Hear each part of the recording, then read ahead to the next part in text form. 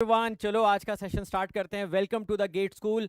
और आज हम डिस्कशन करने वाले हैं रैंक की आखिरी क्लास के बारे में। सभी को वॉइस वीडियो क्लियर है तो जल्दी से एक बार चैट बॉक्स में कंफर्म करो। और क्या हाल चाल आप लोगों का बताओ। कल रैंक का जो डिस्कशन हुआ था वो क्लियर है कि नहीं है? पढ़ाई लिखाई कर रहे हो कि नहीं कर रहे हो, या सिर्फ और सिर्फ सैटरडे संडे का मतलब दो आईपीएल निपटाने सर, उसके बाद टाइम बचा तो पढ़ाई लिखाई देखेंगे। फटाफट आ जाओ सभी लोग, जल्दी से शुरू करते हैं सेशन को। आज काफ़ी सारे क्वेश्चंस करने हैं, रैंक की प्रॉपर्टीज हमको डिस्कस करनी है, ठीक है। और रैंक से रिलेटेड कुछ इंपॉर्टेंट क्वेश्चंस भी हम लोग डिस्कस करेंगे आज की क्लास में, ठीक है। Clear everyone?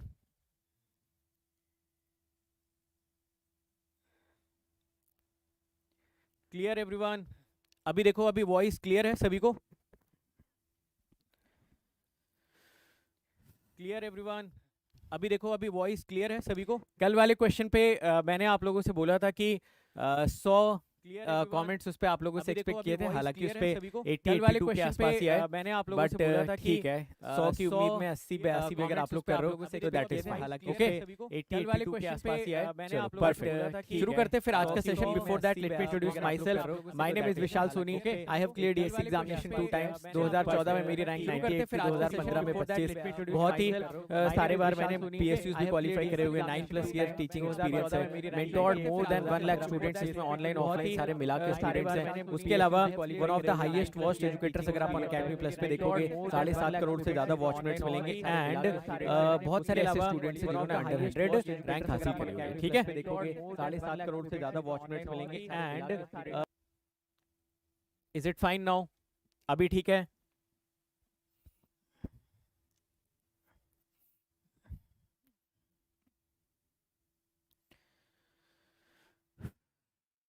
तीन आया पक्का?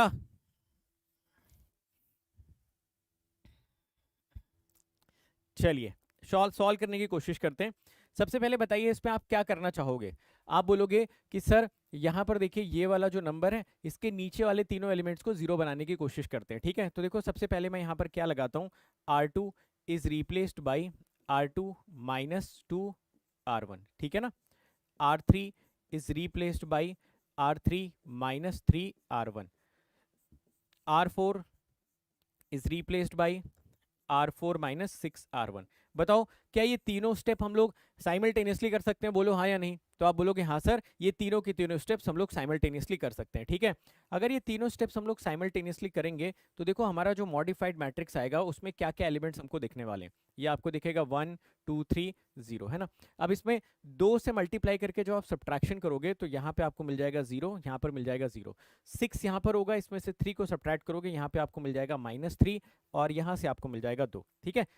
कैलकुलेशन सभी लोग चेक करते रहेंगे, और कहीं पर भी अगर कोई मिस्टेक होती है तो जल्दी से इन्फॉर्म करेंगे। फिर इसको देखो सब्ट्रैक्ट करना शुरू करते हैं। यहाँ पे आपको मिल जाएगा 0।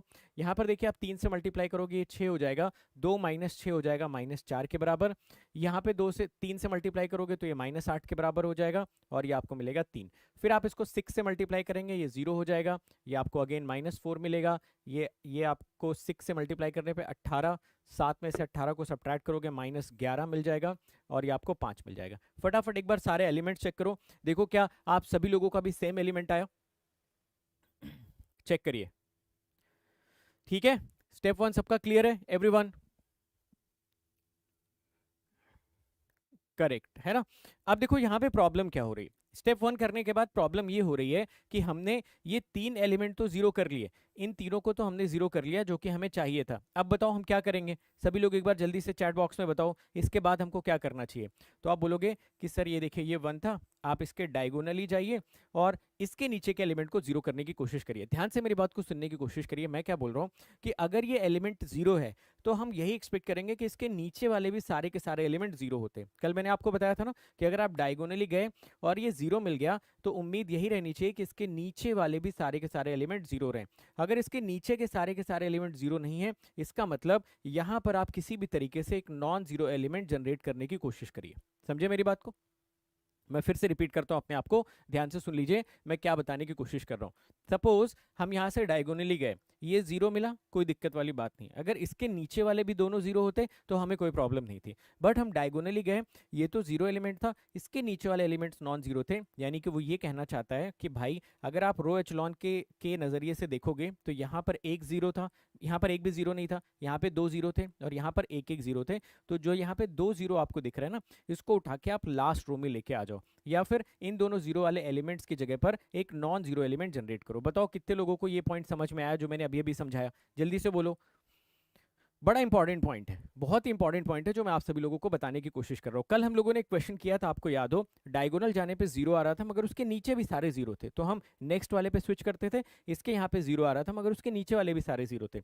यहाँ पर प्रॉब्लम ये हो रही है कि जो हम डायगोनली जा रहे हैं ना, तो ये जीरो है मगर इसके नीचे के एलिमेंट्स नॉन जीरो। इसका मतलब ये साफ साफ इंडिकेशन दे रहा है कि भाई इस वाली रो को आप उठा के लास्ट में लेके आओ, इसकी जगह पे कोई दूसरी रो आप लेके आ सकते हो। समझ गए मेरी बात को? तो सिंपली देखिए हम लोग क्या करते हैं, यहाँ पे छोटा सा एक ट्रांसफॉर्मेशन में लगाता हूँ, आप मुझे बताना कि क्या आप इस ट्रांसफॉर्मेशन से एग्री करते हो या नहीं। ठीक है, हमने क्या करा, R2 को और R4 को आपस में हमने एक्सचेंज कर लिया। ठीक है, चेक कर लो सभी लोग, R2 और R4 को हम लोगों ने आपस में एक्सचेंज किया, तो यहाँ से आपको मिल जाएगा 1 2 3 0। ठीक है, यहाँ पर आ जाएगा 0 -4 -11 5, यहाँ पर आपको मिल जाएगा 0 -4 -8 3, और यहाँ पर 0 0 -3 2। ठीक है, कोई प्रॉब्लम तो नहीं है किसी को ऐसा करने में?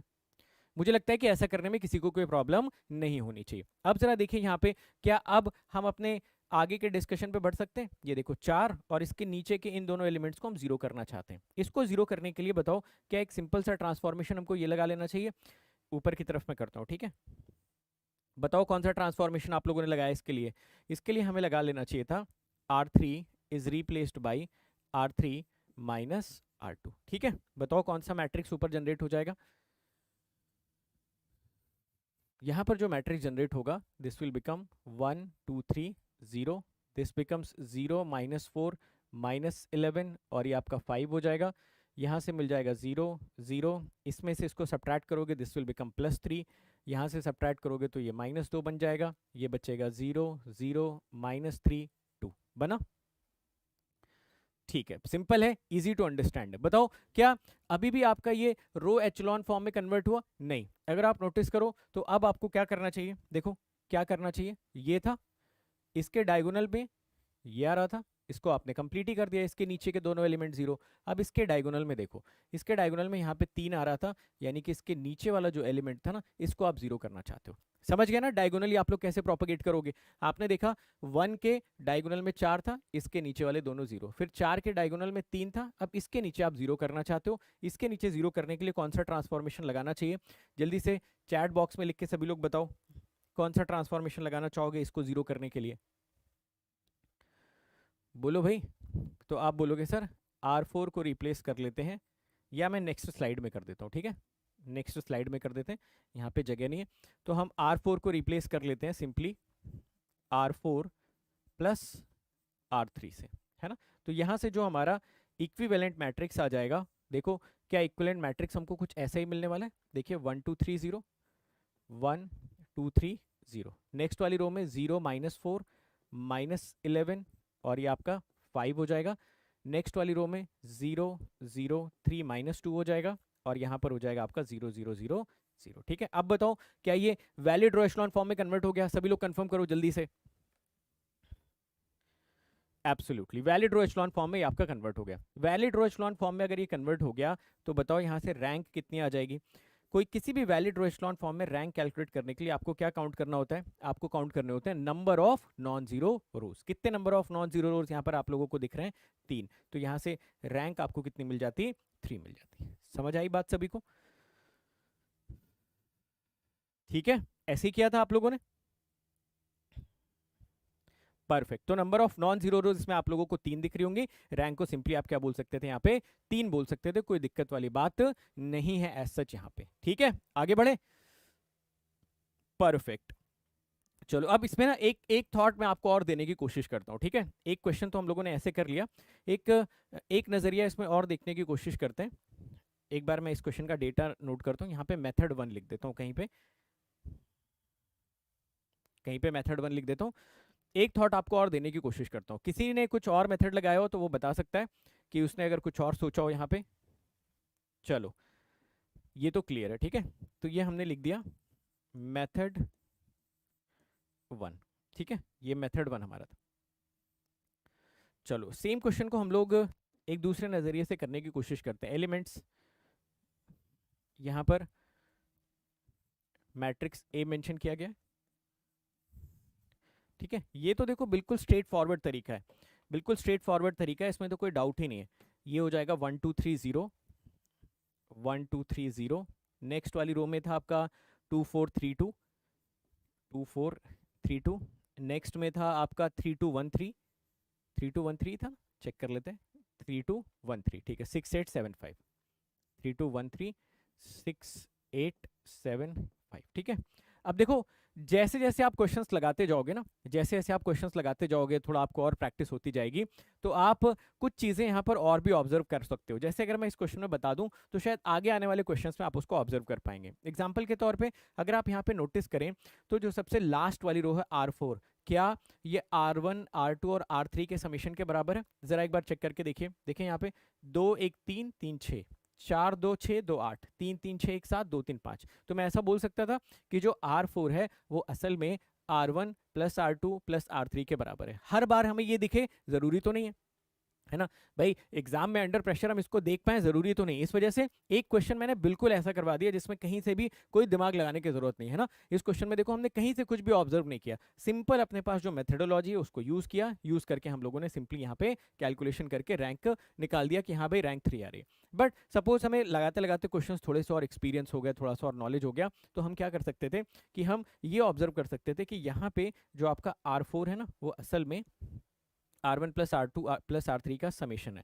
तो अगर मैं स्टेप 1 में ही ये ऑपरेशन लगा देता minus R1 plus R2 plus R3, है ना, सपोज अगर मैं स्टेप 1 में ही ये ऑपरेशन लगा देता तो क्या इमीडिएटली मुझे एक ऑल जीरो रोज मिल जाती?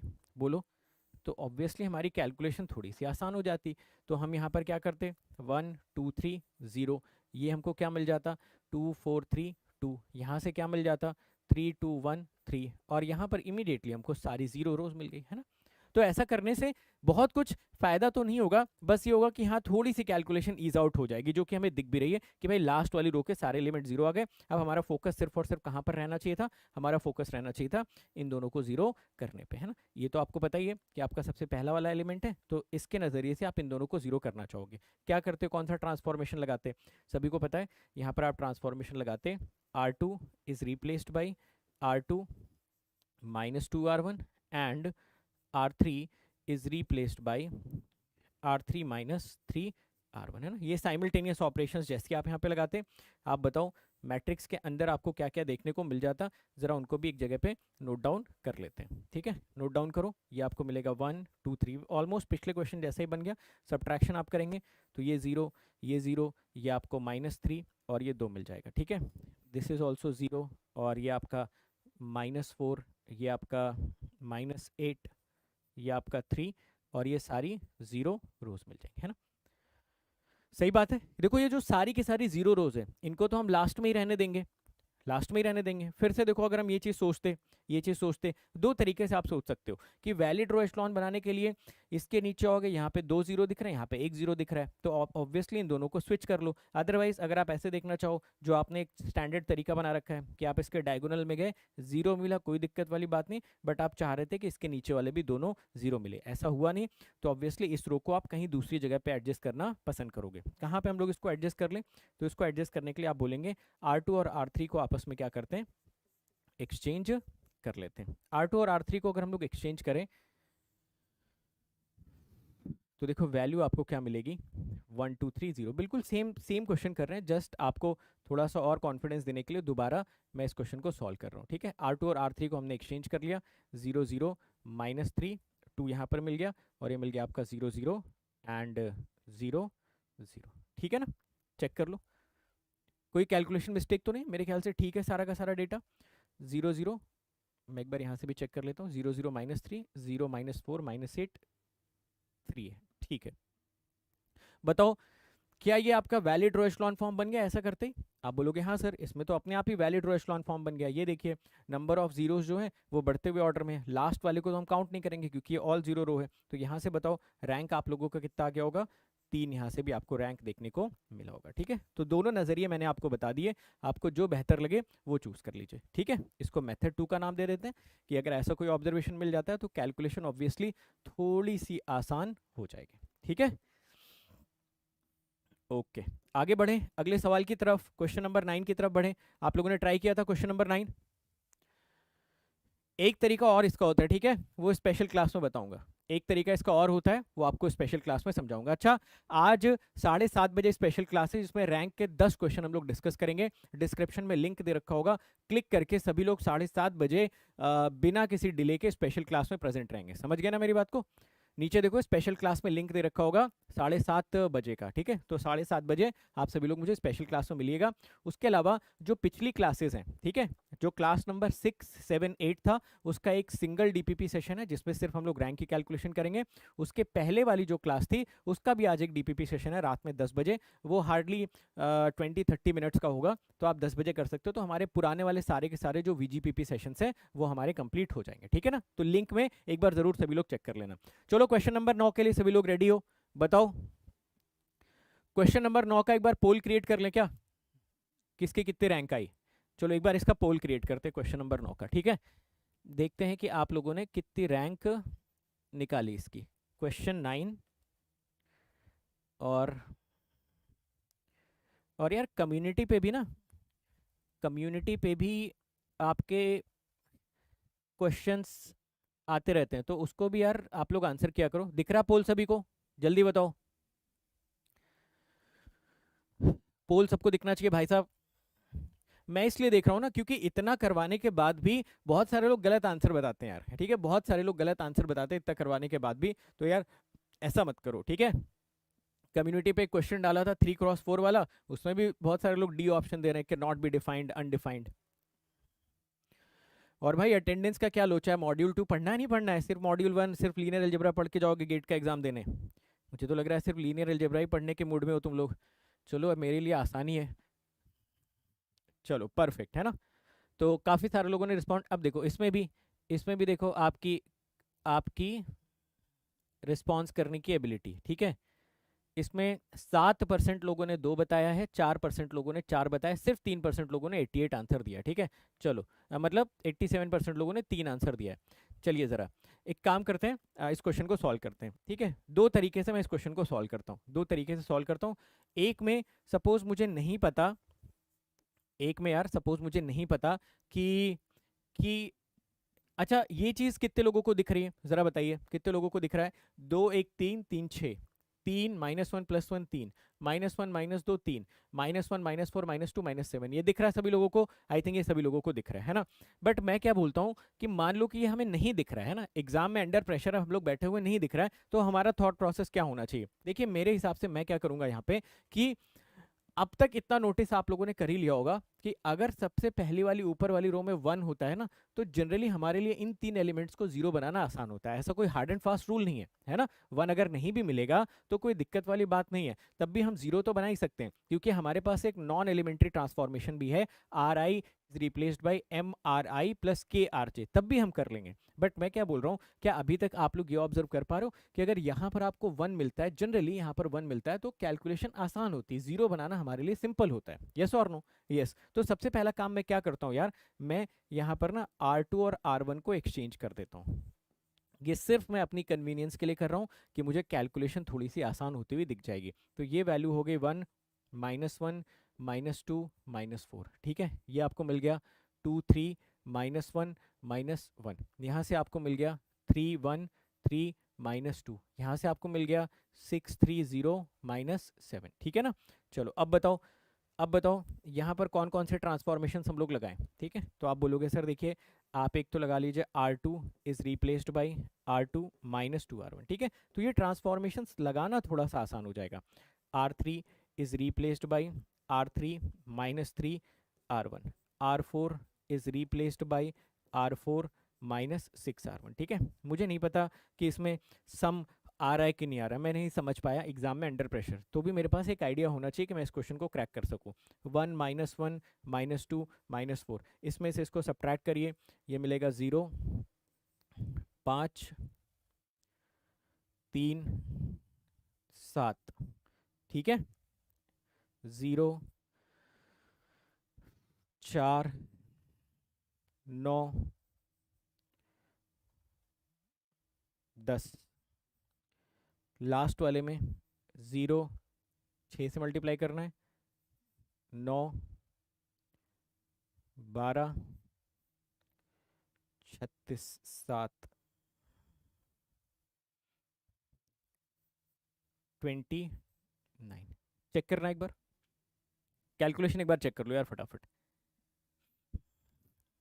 2132, ठीक है। 0 5 3 7 4 9 10 9 12, लास्ट वाले में क्या कर दिया यहाँ पे 4 24, ये 17 आ जाएगा, है ना, बाकी ठीक है।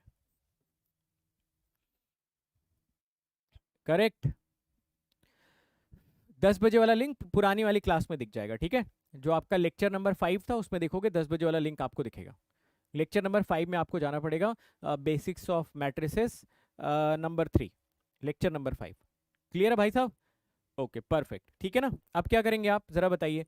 अब देखो इसके नीचे वाले तो सारे जीरो हो गए, डायगोनली आप आए, और अब आपकी नज़र इन दोनों पर है कि इन दोनों को कैसे जीरो बनाया जाए। अब देखिए इन दोनों को जीरो बनाने के लिए क्या क्या करना पड़ेगा। अब ज़्यादा कुछ इसमें सोचने की ज़रूरत तो है नहीं, सिंपल तरीके से आप बस कुछ बेसिक ट्रांसफॉर्मेशंस लगा दो। एग्जाम्पल के तौर पे सपोज अगर मैं ऐसा बोलूँ कि R3 is replaced by 5R3 -4 R2, ये कैलकुलेशंस आप लोग करो यार और फटाफट बताओ। R4 is replaced by 5 R2 minus 5R4 -9 R2, चलेगा। तो देखो सिर्फ इस वाले रो की मदद से हम इन दोनों को जीरो बनाना चाहते हैं, है ना। तो जब आप इसको रिप्लेस करोगे तो इसमें 5 से मल्टीप्लाई कर लेना, इसमें 4 से कर लेना। जब इसको करोगे तो इसमें 5 से कर लेना, इसमें 9 से कर लेना, चलेगा ना। आई थिंक चल जाएगा। चलो कैलकुलेट करो, आंसर्स बताओ क्या क्या आपको मिलना चाहिए। मैं ऊपर की तरफ भी एक एरो शो कर देता हूँ ताकि हमें पता रहे हम किधर से किस डायरेक्शन में जा रहे हैं। चलिए इसके सारे के सारे एलिमेंट्स बताइए आपको क्या दिखेंगे। ये 1, ये -1, ये -2 और ये -4, ये तो आपका 0 5 3 7 एज इट इज़ ही रहेगा, ठीक है। मल्टीप्लाई करके आप लोग सारी रोज को बताने की कोशिश करें, जरूरत नहीं 822 को 1 करने की, अननेसेसरी की कैलकुलेशन आप क्या करोगे कॉम्प्लेक्स कर लोगे। अगर आप इसको 1 करते हो ना यहाँ पे, तो फिर ये 3/2 7/2 हो जाएगा, उसकी नीड नहीं है। हमेशा हम लोग ज्यादा किस में कंफर्टेबल होंगे, इंटीजर्स के मल्टीप्लीकेशन या सब्ट्रैक्शन में रादर देन फ्रैक्शंस के। तो हम इसको 1 करने की कोशिश नहीं करेंगे। यहाँ पर भी जरूरी नहीं कि हम इसको 1 करते, ये 1 दिख रहा था तो कर दिया, नहीं दिख रहा होता तो भी हम सेम तरीके से कर सकते थे, है ना, क्योंकि हमारे पास एक नॉन एलिमेंट्री ट्रांसफॉर्मेशन तो है ही है। बट क्योंकि 1 दिख रहा था इस वजह से इसको यहाँ पे पहुंचा दिया, नहीं दिख रहा होता तो हम नहीं करते। समझ गए ना मेरी बात को। चलो अब बताओ यहाँ पे आप इसमें क्या करो। देखो R3 में 5 से मल्टीप्लाई करना है तो यहाँ तो 0 0 आना तय है, ठीक है। इसमें देखिए 5 से मल्टीप्लाई करना है 45, और इसमें 4 से मल्टीप्लाई आप कर दोगे तो ये 12, तो यहाँ पे आपको मिल जाना चाहिए था 33, ठीक है। फिर से यहाँ पे किससे मल्टीप्लाई करोगे आप लोग R3 में 5 से, तो ये 50 हो जाएगा और ये 28 हो जाएगा, तो यहाँ पे आप लोगों को दिख जाना चाहिए था 22। दिख रहा है सभी को 33 और 22, बहुत ही शानदार। लास्ट वाले में देखो, लास्ट वाले में भी आपको क्या दिखेगा, ये तो 0 0 रहेगा, है ना। अब देखो इसमें 5 से मल्टीप्लाई करना है, ये हो जाएगा 60, और इसमें 9 से मल्टीप्लाई करोगे 27, यहाँ पे बचेगा 33 और यहाँ पे हो जाएगा 22। देखिए कितने लोगों ने ये मैट्रिक्स ऑब्टेन कर ली। देखिए कैलकुलेशन तो आपको थोड़ी बहुत करनी पड़ेगी, है ना, नॉर्मल सी कैलकुलेशन आपको करनी पड़ेगी। तो यहाँ पे 00 33 22 00 33 22 ये सभी लोगों को दिख जाना चाहिए। अब बताओ क्या करना चाहिए, क्या ये एक वैलिड रो एचेलॉन फॉर्म में कन्वर्ट हो गया? नहीं हुआ। कैसे आपने चेक किया, जरा देखते जाओ सभी लोग। ये देखो, ये इसके नीचे के सारे 0, डायगोनली आए 5, इसके नीचे के सारे 0, ये आए, इसके नीचे के सारे 0 अभी नहीं बन रहे, है ना। एक लास्ट ट्रांसफॉर्मेशन आप लोग बताइए यहाँ पर कौन सा यूज कर लेना चाहिए। तो लास्ट ट्रांसफॉर्मेशन यहाँ पर हमको यूज करना चाहिए R4 is replaced by R4 minus R3, है ना। यहाँ से जो भी हमारा इक्विवेलेंट मैट्रिक्स आएगा उसके अंदर के एलिमेंट्स में लिखता हूँ, और आप लोग मुझे बताना क्या क्या एलिमेंट्स आपको दिख रहे होंगे। ये दिख रहा होगा 1 -1 -2 -4, -4 है ना। 0 5 3 7 0 5 3 7 0 0 33 22 और लास्ट वाले में 0 0 0 0। क्या ये वैलिड रो एचेलॉन फॉर्म है? एब्सोल्युटली, इसमें तो कोई दो राय है नहीं, है ना। तो ये हो गया आपका वैलिड रो एचेलॉन फॉर्म। रैंक यहाँ से आप लोगों को कितनी दिखनी चाहिए थी? 3, है ना, जो कि 87% लोगों ने ठीक ठीक आंसर भी दिया था। रैंक यहाँ पे 3 हम सभी लोगों को देखने को मिल रही थी। क्लियर है? इसका दूसरा मेथड देखें क्या कर सकते हैं इसमें।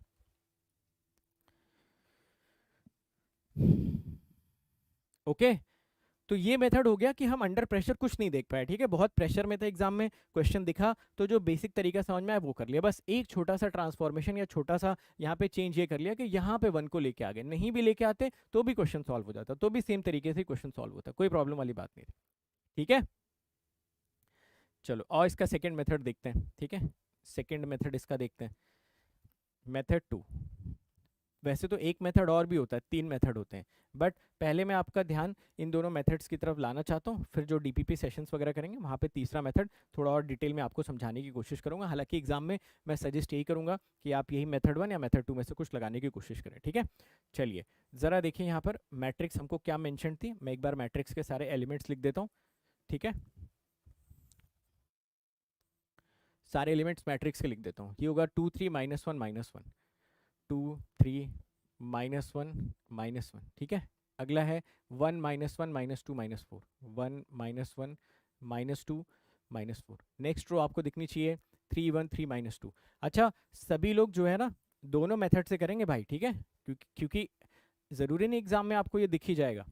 6 3 0 7, ठीक है। अब बताओ कितने लोग ऐसे हैं जो यहाँ पर ये देख सकते हैं कि यार 2 और 3 को जोड़ा आपने 6, यहाँ पे 3, यहाँ पर 0 और यहाँ पर माइनस, माइनस का साथ है लास्ट वाला एलिमेंट, या +7 -7 है, ठीक है। चलो तो हम सभी को यहाँ पर दिख रहा है कि जो R4 है it is R1 + R2 + R3, दिख रहा है सभी लोगों को? I think yes. तो सबसे पहला ट्रांसफॉर्मेशन हमको क्या लगा देना चाहिए था?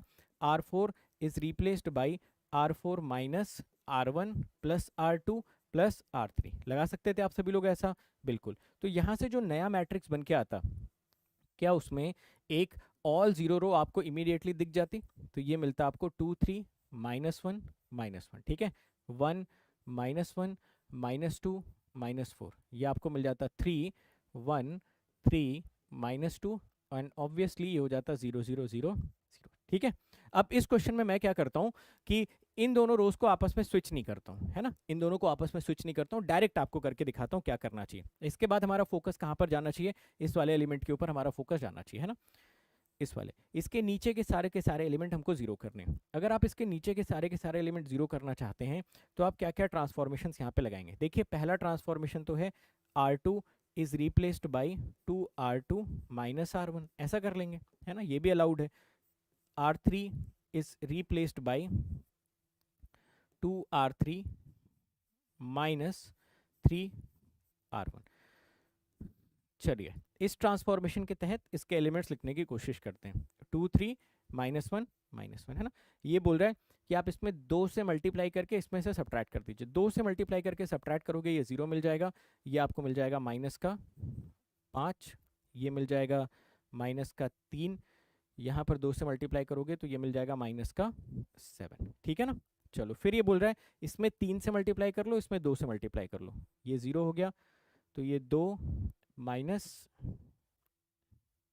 3 से मल्टीप्लाई करना है, 2 -9 -7 -3 6, तो ये आपको मिल जाएगा 9, और यहाँ पर 3 से मल्टीप्लाई करोगे -3 -4, इसमें से सब्ट्रैक्ट होगा -1, ठीक है, और ये मिलेगा 0 0 0 0। एक बार चेक करो कैलकुलेशन, कोई डाउट है तो बताओ। कैलकुलेशन फटाफट चेक करो और चेक करके एक बार वेरीफाई करिए, ठीक है। मैं भी एक बार चेक कर लेता हूँ। 2 से मल्टीप्लाई किया 0, -2 -3 5, -4 -3 हो गया, और 2 से मल्टीप्लाई किया -8 -7, ये तो ठीक है।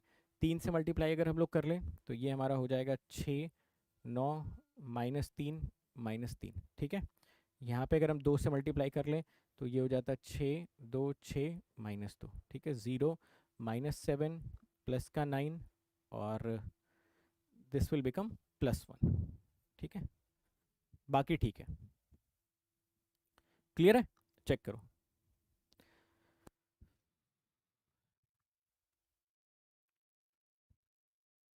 डन है।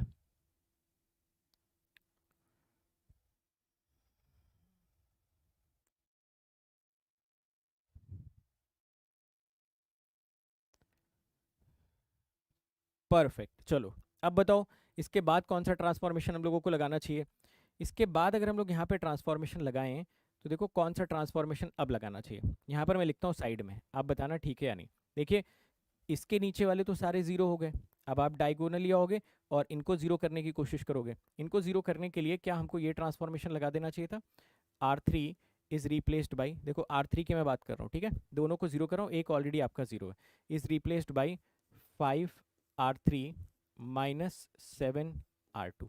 दोनों का साइन सेम था, तो मैं क्या बोल रहा हूँ, इसमें 7 से मल्टीप्लाई कर लो, इसमें 5 से मल्टीप्लाई कर लो। चलो बताओ क्या बनेगा। यहीं पे मुझे लगता है आपका रो एचलॉन फॉर्म कन्वर्ट हो जाना चाहिए। ये हो जाएगा 2 3 -1 -1, दिस विल बिकम 0 -5 -3 -7, है ना। इसमें देखो आपको 7 से मल्टीप्लाई करना है, तो ये आपका हो जाएगा, साइड में लिख लिया करो ऐसे, 0 -35 -21 और -5R3 करना ना, 0 -35 45 5 और R2 में 7 से मल्टीप्लाई कर दो, तो ये हो जाएगा 0 -35 -21 -30, 7 से मल्टीप्लाई करें -49। ठीक है, ये हमारा R3 वाला था, ये हमारा R2 वाला था, बस इनको सब्ट्रैक्ट करना है। ठीक है, R3 वाले में किससे मल्टीप्लाई कर लिया, ये देखो R3 वाले में हम लोगों ने 5 से मल्टीप्लाई कर दिया, इसमें मैंने 5 से मल्टीप्लाई कर दिया, 0 -35 45 5, इसमें हमने 7 से मल्टीप्लाई कर लिया, 0 -35 -21 -49। इन दोनों को सब्ट्रैक्ट करो R3 वाले में से R2 को, ये तो आपका ऐसे ही रहेगा, -7, सॉरी सब्ट्रैक्शन किस में से करिए, ये आपको मिलेगा 0 0, 45 में से 21 करोगे तो ये आपको 61 और ये आपका 54, है ना, और यहाँ से 0 0 0 0। देखो रो एचलॉन फॉर्म में कन्वर्ट हो गया, चेक करिए रैंक यहाँ से आपको कितनी देखने को मिल रही है, 3। तो आप कोई भी मेथड फॉलो करो यार, है ना, कोई भी मेथड आप फॉलो करिए, अल्टीमेटली आंसर आप सभी लोगों को सेम मिलेगा। चेक कर लो, कोई कैलकुलेशन इसमें ऊपर नीचे वो आप बता सकते हो, but I think most of the things are fine. ठीक है, 45 और 21 को आप जोड़ेंगे तो 66 आ जाएगा। ठीक है, दिस विल बिकम 66, करेक्ट। ठीक है, ऑल इन ऑल मैं क्या कहना चाहता हूँ, ऑल इन ऑल मैं आप लोगों से क्या कहना चाहता हूँ कि अगर देखो इस बात से कोई फर्क नहीं पड़ता ना कि यहाँ पर 1 था कि नहीं था, तब भी आप लोगों ने अल्टीमेटली इसको रो एचलॉन फॉर्म में कन्वर्ट कर लिया। इस बात से कोई फर्क नहीं पड़ता कि आप लोगों ने ये ऑब्जर्व किया कि नहीं R4 जो है वो R1 R2 R3 का समेशन है, बिना उसके भी आप इस क्वेश्चन को कर चुके हो। तो एग्जाम में जब भी आपके सामने क्वेश्चंस देखने को मिलेंगे तो हमेशा इस बात को याद रखिएगा, हमेशा इस बात को याद रखिएगा कि बेसिक मेथड आपका स्ट्रांग होना चाहिए, बाकी सारे कोई मेथड आपके स्ट्रांग हो या नहीं हो। ठीक है, समझ गया ना मेरी बात को। ठीक है, हाँ ये -1 ही होगा ना यहाँ पे, ये असल में -4 हो जाएगा ना, ये -4 यहाँ पर -1, तो ये आपका बचेगा -5, और जब इसमें से घटाएंगे तो ये 44 आपका आ जाएगा। ठीक, चलो कुछ बातें हम लोग कंक्लूड करें, कुछ बातें कंक्लूड करने की कोशिश करें।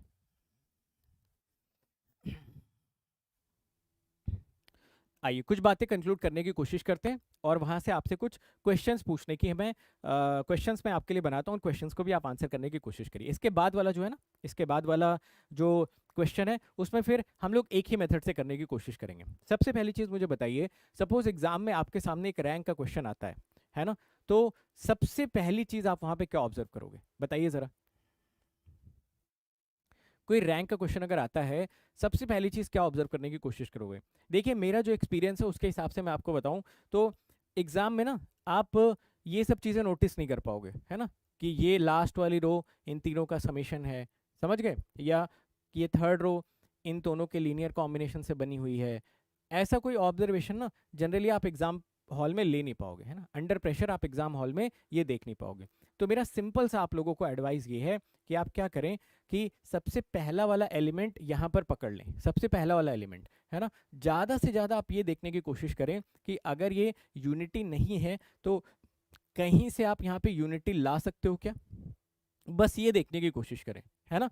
अगर आप यहाँ पर कहीं से यूनिटी ला सकते हो तो आप ले आओ, बाकी इसके नीचे के सारे एलिमेंट जीरो करो, डायगोनली आओ, इसके नीचे के सारे एलिमेंट जीरो करो, डायगोनली आओ, इसके नीचे के सारे एलिमेंट जीरो करो। ये प्रोसेस हर एक क्वेश्चन में आपको लगाना है, ठीक है ना। चाहे जो शॉर्टकट लगा लो, चाहे कोई और तरीका सीख लो, कुछ भी सीख लो, बट अल्टीमेटली एग्जाम में जाके आप यही तरीका लगाओगे, क्योंकि वहां पे जब तक आप इस तरीके से आंसर नहीं निकाल लोगे तब तक आप कॉन्फिडेंट फील कर ही नहीं सकते हो कि मेरा आंसर सही आया है कि नहीं आया, है ना। तो A11 को 1 लेने की कोशिश करना, अगर 1 बन रहा है तो, 1 नहीं बन रहा है तो कोई दिक्कत वाली बात नहीं। मेरे कहने का मतलब फ्रैक्शंस जनरेट मत करना। जैसे मान लो अगर यहाँ पर ऐसा होता, ध्यान से देखिएगा मेरी बात को, सपोज अगर यहाँ पर ऐसा होता 2 4 2 2, सपोज ऐसा होता, तो मैं पहले स्टेप में ही ट्रांसफॉर्मेशन लगा देता, R1 is replaced by R1/2, तो ये 1 हो जाता, ये 2 हो जाता, ये 1 और ये 1 हो जाता, यस और नो, हो जाता ना, ठीक है। बट हम A11 को 1 लाने की कोशिश तभी करेंगे जब हम कहीं पे फ्रैक्शन जनरेट नहीं कर पा रहे हो। जैसे अगर ऐसा कुछ होता तो हम सीधा पहले स्टेप में ट्रांसफॉर्मेशन लगा के इसको 1 कर लेते, बट ऑब्वियसली हमारे पास जो डेटा प्रेजेंट था उसमें 2 से डिवाइड करने पे ये 3/2 हो जाता, ये -1/2, ये -1/2 फ्रैक्शंस जनरेट हो जाते। इस वजह से हमने इसको 1 बनाने के बजाय यहाँ से रो को ट्रांसफर करना उचित समझा, इस वजह से फ्रैक्शंस भी जनरेट नहीं हुए और A11 1 भी बन गया। समझ गया मेरी बात को। छोटी छोटी बातें हैं जो आप लोगों को क्वेश्चंस के थ्रू ही सीखने को मिल सकती हैं। जितने ज़्यादा क्वेश्चंस आप लगाते जाओगे उतनी वैरायटी मिलती जाएगी, उतना ज़्यादा आप लोगों को आइडिया लगता जाएगा, ठीक है। अगले सवाल की तरफ बढ़े। चलो अब अगला क्वेश्चन देखो। अब देखो इतने सारे क्वेश्चंस आपने लगा लिए हैं, ठीक है। तो अब इस क्वेश्चन में कुछ अगर ऑब्जर्वेशंस आप ले पा रहे हो तो अब आप मुझे बता दो। 2 क्वेश्चन मैंने आपको करवा दिए, दोनों में आप सभी लोगों ने ठीक ठीक ऑब्जर्वेशंस भी ले लिए। यहाँ पर क्या ऑब्जर्वेशन आपको दिख रही है बताइए जरा। तो आप बोलोगे सर देखिए बहुत सिंपल है, बहुत ही सिंपल यहाँ पर दिख रहा है। इसको 8 कर लो, ठीक है, 8 कर लो इसको, ठीक है। चलो तो यहाँ पर देखो कुछ ऑब्जर्वेशंस बहुत सिंपल दिख रहे हैं। जैसे अगर आप थर्ड रो को नोटिस करोगे, थर्ड वाले को देखना, 6 4 10, 2 1 3, 6 3 9, 8 में से 1 घटाओगे 7 मिल जाएगा। लास्ट वाले को अगर आप देखोगे तो लास्ट वाला देखो क्या दिख रहा है, R1 और R3 को सम करो, 6 10 16, 3 1 4, 9 3 12, 8 7 15, है ना। तो ये दिख गया तो हम इसको यूज कर लेते हैं यहाँ पे, है ना। सपोज मैंने यहाँ पर ट्रांसफॉर्मेशन लगाया। अच्छा मेथड 1 इसमें होमवर्क दे दूं, खुद से ट्राई करोगे मेथड 1 इसमें आपको खुद से ट्राई करना है। मेथड 1 में क्या करना है, इसके नीचे के सारे एलिमेंट को 0 बनाने हैं, डायगोनली जाके उसके नीचे के सारे एलिमेंट को 0 बनाने हैं, ठीक है। तो चलो अभी उस पर भी आते हैं, बट यहाँ पर मेथड 1 को पहले ऐसा बोल देते हैं, ठीक है। चलो मेथड 1 में देखो क्या कर रहे हैं हम लोग। इस बार दूसरा वाला मेथड पहले अप्लाई करने की कोशिश कर रहे हैं। हम बोल रहे हैं कि R3 को रिप्लेस कर लेते हैं R3 minus R1 plus R2 से, और R4 को रिप्लेस कर लेते हैं R4 माइनस R1 प्लस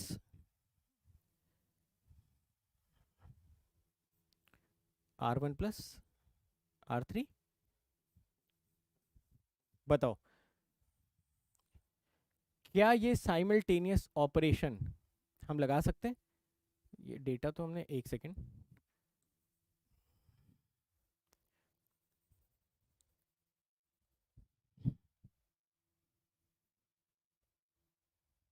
चलिए बताइए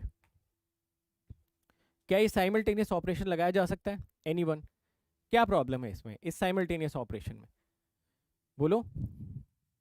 आप बोलोगे सर देखिए इस साइमल्टेनियस ऑपरेशन में प्रॉब्लम ये है कि ये R3 अभी अंडर ट्रांसफॉर्मेशन में था और आप R3 यहाँ पर भी यूज कर रहे हो, इसका मतलब ये साइमल्टेनियस ट्रांसफॉर्मेशन रॉन्ग है, ठीक है, ये रॉन्ग है, ठीक है। मैं दूसरा यूज करता हूँ, दूसरा बताना, ठीक है। सपोज अगर मैं ऐसा कर देता पहले कि फर्स्ट स्टेप में मैं लगा दूं R3 is replaced by R3 minus R1 plus R2, ठीक है। ये सपोज मैं स्टेप 1 में लगा देता हूँ, समझना मेरी बात को, ठीक है। इसको मैं स्टेप 1 में लगा देता हूँ, तो बताना इससे कोई फायदा होगा क्या। सपोज अगर मैं ऐसा कर देता हूँ, R3 is replaced by R3 minus R1 plus R2, तो बताओ ये जो मैट्रिक्स आपको दिख रही है, इस मैट्रिक्स में देखो क्या प्रॉब्लम आ जाएगी। 6 1 3 8 तो रहेगा यहाँ पे, ये हो जाएगा 4 2 6 -1 रहेगा, ये सारा का सारा 0 0 0 हो जाएगा, और ये आपका बचेगा 16 4 12 15। समझ गए। तो ऐसा करने से क्या होगा कि जो लास्ट वाली रो को आप 0 बना सकते थे, किसकी मदद से, आप खुद बोल रहे हो ना, R1 और R3 को आपने जोड़ा तो आपको R4 मिलेगा। अब अगर आप R1 और R3 को जोड़ोगे ना तो आपको R4 नहीं मिलेगा। समझ रहे हो आप मेरी बात को। यानी कि ये वाला भी जो आप ट्रांसफॉर्मेशन कर रहे हो, ट्रांसफॉर्मेशन तो सही है, बट ये प्रोसेस क्या है, ये प्रोसेस आपका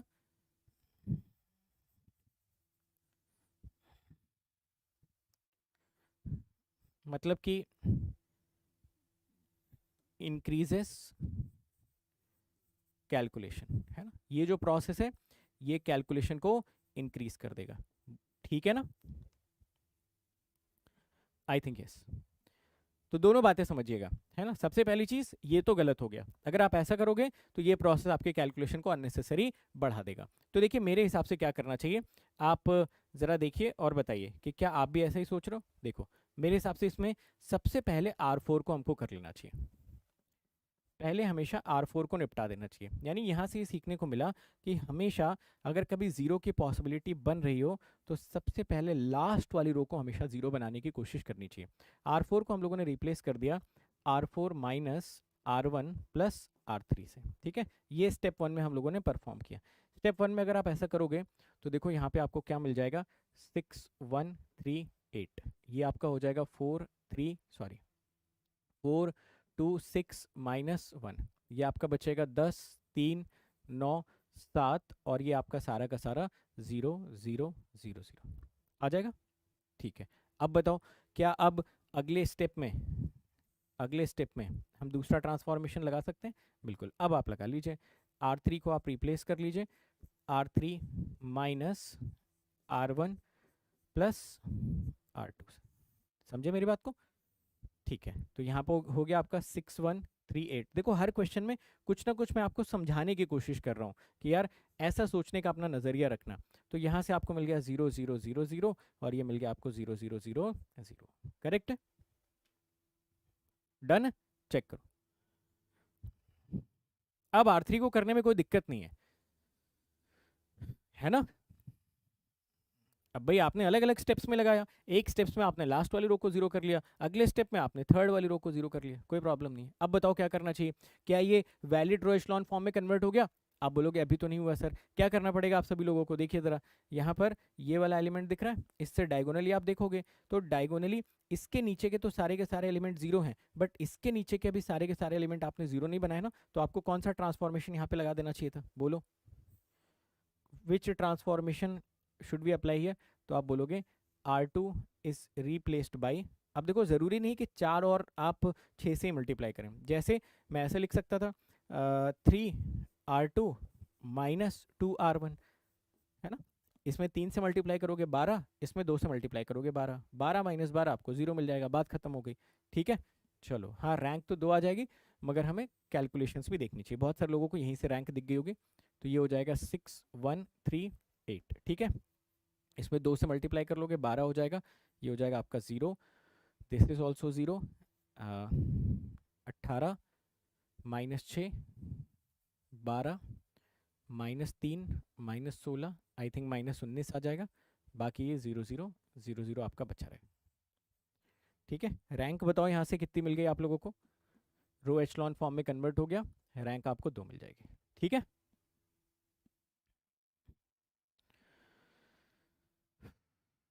जितना समझा रहे हो यार उतना समझ लो, 2 क्रॉस 2 का माइनर वाइनर जब निकालना होगा तब बताऊंगा, ठीक है। बोल रहा हूँ एग्जाम हॉल में क्वेश्चन आ जाएगा, माइनर वाइनर कुछ नजर नहीं आएगा, एग्जाम हॉल में यही करोगे, समझ गए। एग्जाम में क्वेश्चन आ जाएगा ना, वहाँ कुछ नहीं दिखेगा माइनर क्या है कौन सा नहीं है, और माइनर देख भी लोगे, अगर माइनर मान लो अगर थोड़ा देख भी लोगे तब भी फाइनल एग्जाम में आंसर आप तभी टिक करोगे ना जब आप अल्टीमेटली रो एचलॉन में कन्वर्ट करोगे। तो मैं ये बोल रहा हूँ कि आपको अगर एग्जाम में रो एचलॉन में कन्वर्ट करना ही है तो इसकी प्रैक्टिस जरूर होनी चाहिए। बाकी सारे जो अलग अलग मेथड्स हैं उनको हम लोग ग्रेजुअली ट्राई कर सकते हैं, ग्रेजुअली उसके बारे में डिस्कस कर सकते हैं कि इसके अंदर और क्या क्या पॉसिबिलिटीज बन सकती हैं, है ना। समझ गए इस बात को सभी लोग? कोई दिक्कत तो नहीं है किसी को? 6 - 2 ये 4 हो जाएगा। ठीक है। अब इसका बेसिक मेथड बताओ। पहले तो बताओ ये वाला मेथड सबको समझ में आया? इसमें क्या क्या मैंने आपको सावधानी रखने की चीज़ें बताई। पहले तो ये दोनों साइमल्टेनियसली नहीं कर सकते। पहले R3 को जीरो करने की कोशिश करोगे तो R4 वाला आपका रह जाएगा। तो इस क्वेश्चन से आपने ये सीखा कि कभी अगर कोई ऑल जीरो रोज बनने की पॉसिबिलिटी हो रही हो तो सबसे लास्ट वाली रो को पहले जीरो कर लिया करो, तो बाकी रोज को जीरो करने की पॉसिबिलिटी हमेशा आपके सामने प्रेजेंट रह जाएगी। ठीक है, चलो एक काम करते हैं, इसी क्वेश्चन को अगर हम लोग बिल्कुल बेसिक तरीके से लगाते हैं ना, सपोज हमें एग्जाम में नहीं दिखता कि भाई 6 4 10 है या फिर 6 और 10 16 है, वॉट एवर, तो बता सकते हो सबसे पहला स्टेप हम लोग क्या लगाते हैं? देखो क्या पहला स्टेप हम लोग ऐसा ही लगाते हैं, R2 is replaced by 3R2 minus 2R1। उसके बाद R3 is replaced by 6R3 minus 10R1। R4 is replaced by 6R4 minus 16R1। बोलो हाँ या ना। मान लो अगर एग्जाम में ऐसा क्वेश्चन आता और हमें स्ट्राइक नहीं कर पाता तो क्या हम एग्जाम में डायरेक्टली ये लगा सकते थे? कॉलम ऑपरेशन नहीं लगा सकते हो यार। फिर से वही चीज, कल इतना चिल्ला चिल्ला के बताया, टेक्निक है रो एचलॉन। रो एचलॉन में कभी भी आपको कॉलम ऑपरेशन नहीं लगाने हैं। कौन कॉलम ऑपरेशन लगा रहा है? किसने बता दिया कॉलम ऑपरेशन लगाने के लिए? जब आप इसको रो एचलॉन फॉर्म में कन्वर्ट करना चाहते हो तो सिर्फ और सिर्फ कौन सा ऑपरेशन लगा सकते हो? रो ऑपरेशन लगाना है ना। ये किसने बोल दिया C1 C2 को एक्सचेंज करने के लिए? अजीब बात कर रहे हो यार। ऐसे बोलो सर वीकेंड है, वीकेंड पे तो सर चल जाता है, थोड़ा बहुत नशे में रहते हैं सर हम लोग, होश में तो रहते नहीं हैं। तो सर बोल दिया C1 को C2 से एक्सचेंज कर दो। कौन सा प्राणी है जो बोल रहा है C1 C2 को एक्सचेंज कर देंगे? नहीं करेंगे भाई, नहीं करेंगे। आप रो एचलॉन फॉर्म में कन्वर्ट कर रहे हो ना, तो सिर्फ रो में आपको जो ऑपरेशन लगाना लगाइए, समझ गए ना। ऐसी गलती मत करो। ठीक है चलो आ जाओ, बताओ एलिमेंट्स बताओ यार, जोड़ घटाओ करो, आंसर बताओ। ये हो जाएगा आपका 6 1 3 8। ठीक है, मैं यहाँ साइड में एलिमेंट्स लिख लेता हूँ।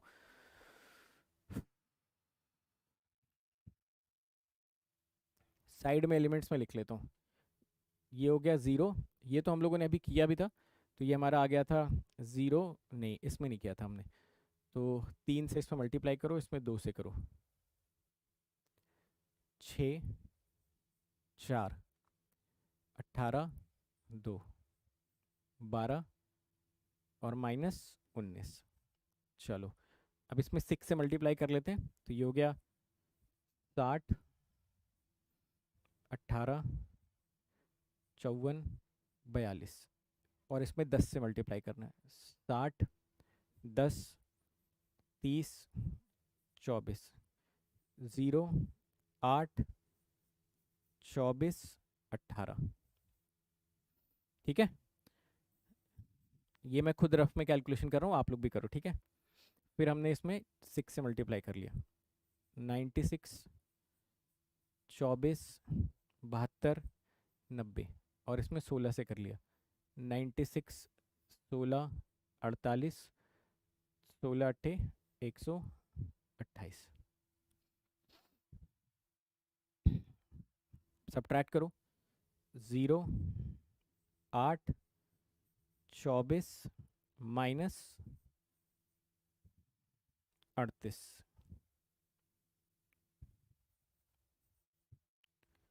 ठीक है, कुछ गलत हमने कैलकुलेशन कर दिया क्या? थर्ड वाले में अगर हम सब्ट्रैक्ट करते तो ये आपका हो जाता 48 80 42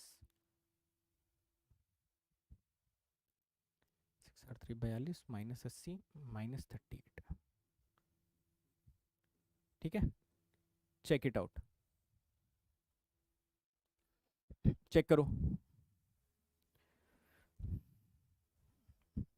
ठीक है, ये रफ वाली कैलकुलेशन में मिटा देता हूँ अपनी। सपोज मैं क्या बोल रहा हूँ, मैं नहीं ऑब्जर्व कर पा रहा हूँ भाई कि ये 6 4 10 है, 1 2 3 है, तो मैं बेसिक मेथड से इसको सॉल्व करना चाहता हूँ। बेसिक मेथड में सिर्फ जोड़ना घटाना है और कुछ भी उसमें एक्स्ट्रा नहीं है। डन है, सभी लोगों का सेम आ रहा है, ठीक है। अब देखो मेरा अगला फोकस कहाँ पर जाना चाहिए, अगला फोकस मेरा जाना चाहिए, ये देखिए इसके नीचे के तो सारे जीरो हो गए। हमने बोला कि भाई इसके नीचे के भी सारे के सारे एलिमेंट आपको जीरो बनाने हैं, ऐसे तो होना चाहिए। अब बताइए, इसके नीचे के अगर सारे के सारे एलिमेंट हमको जीरो बनाने हैं तो क्या हमें एक रो तो बिल्कुल साफ साफ जीरो होती हुई दिख रही, बताइए सर। यस, तो देखो हम लोग यहाँ पर क्या करते हैं, बहुत क्लियरली देखना मैं यहाँ पर क्या कर रहा हूँ। मैं बोल रहा हूँ R3 is replaced by R3 minus 2R1 and R4 is replaced by R4 minus 2R1, ठीक है। ये साइमल्टेनियस ऑपरेशन मैंने लगाया क्योंकि मुझे 4 के नीचे के दोनों एलिमेंट्स मुझे एग्जैक्टली जीरो चाहिए थे। तो ये हो जाएगा 6 1 3 8, ये बचेगा 0 4 12 माइनस 19, 2 में से सब्ट्रैक्ट करके निकालोगे तो देखो आंसर 0 0 0 आ गया। वैलिड रो एचेलॉन फॉर्म बना क्या, जी हाँ। रैंक कितनी आ गई, 2, चेक करो। R3 माइनस ये R2 कर लो, ठीक है। और याद रखना ये जो आप तरीका सीख रहे हो ये सारे के सारे रो एचलॉन फॉर्म में कन्वर्ट करने की टेक्निक है। तो कभी भी कोई गलती से भी इसमें कॉलम ऑपरेशन नहीं लगाएगा, कॉलम ऑपरेशन आर इनवैलिड। आप किसी कॉलम को एक्सचेंज नहीं कर सकते, किसी कॉलम से रिलेटेड कोई भी ऑपरेशन नहीं लगा सकते, ओके। डन है। अब बताओ कितने लोग ऐसे हैं जो कॉन्फिडेंट फील कर रहे हैं कि सर एग्जाम में अगर रैंक का क्वेश्चन आ गया तो ये तरीका बिल्कुल सॉर्टेड होना चाहिए। इसके अलावा जितने भी दुनिया भर में मेथड घूम रहे हैं, कोई बोल रहा है कि मैं माइनर से चेक करके सर बता दूंगा, कोई बोल रहा है सर मैं रो की डिपेंडेंसी चेक करके बता दूंगा, कोई बोल रहा है मैं कॉलम की डिपेंडेंसी चेक करके बता दूंगा। भाई वो सब मुझे नहीं पता, ठीक है, उसकी मैं गारंटी नहीं ले सकता कि एग्जाम में आप कर पाओगे कि नहीं कर पाओगे। इसकी मैं गारंटी ले सकता हूँ कि ये हर इंसान एग्जाम में लगा सकता है। और अगर आपको सिर्फ जोड़ना घटाना आता है तो it will hardly take 1 minute, maximum 1 minute का टाइम लगना चाहिए अगर आप साफ सुथरे तरीके से जोड़ना घटाना लिख रहे हो, ठीक है। तो यहाँ पे नीचे नंबर्स लिख लो, जोड़ लो घटा लो, 1 से 2 तीसरे स्टेप में जाते आते आपको साफ साफ आंसर दिख जाएगा। अदर जो मेथड्स होते हैं वो सारे के सारे मेथड्स मैं आपको बताऊंगा कि आप कैसे सोच सकते हो, बट अगेन मैं वो मेथड्स खुद आपको यूज करने की सलाह नहीं दूंगा, समझे मेरी बात को। परफेक्ट, आगे बढ़े, चलिए आगे बढ़ते हैं, इस सवाल की बात करते हैं। चलो अब ये क्वेश्चन है, इसमें मैं आपको 2 मिनट का टाइम देता हूं, हालांकि ये होमवर्क भी आप सभी लोगों को दिया गया था। जल्दी बताओ इस क्वेश्चन में रैंक कितनी आनी चाहिए। अब आपको जो तरीका लगाना लगाओ, ठीक है। टाइमर चल रहा है, इस पे फोकस करना। और जितने भी लोग माइनर वाले थे, मेजर वाले थे, डिपेंडेंसी वाले थे, इंडिपेंडेंसी वाले थे, जो आपको देखना है देखो, सोचना है सोचो, और जिसको बेसिक मेथड से लगाना लगाओ। आंसर मुझे 2 मिनट के अंदर अंदर चाहिए, ठीक है। टाइमर चल रहा है, आपके ऊपर प्रेशर बढ़ चुका है, जल्दी से 2 मिनट के अंदर फटाफट आंसर चाहिए मुझे। अब लगाओ दिमाग जितना लगा सकते हो।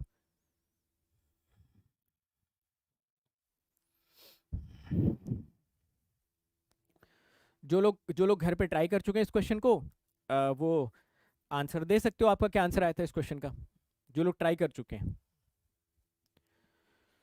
पीडीएफ के साथ शेयर किए थे ना सारे के सारे क्वेश्चन। कुछ लोग बोल रहे हैं रैंक 4 आ जाएगी, कुछ लोग बोल रहे हैं रैंक 3 आ जाएगी।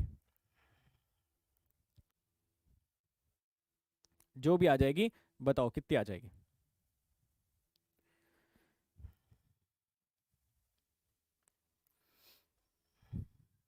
रैंक 4, रैंक 3, 2 मिनट का टाइम है, ठीक है। माइनर वाइनर जो सब निकालना चाहते हो सब निकालो, जल्दी बताओ।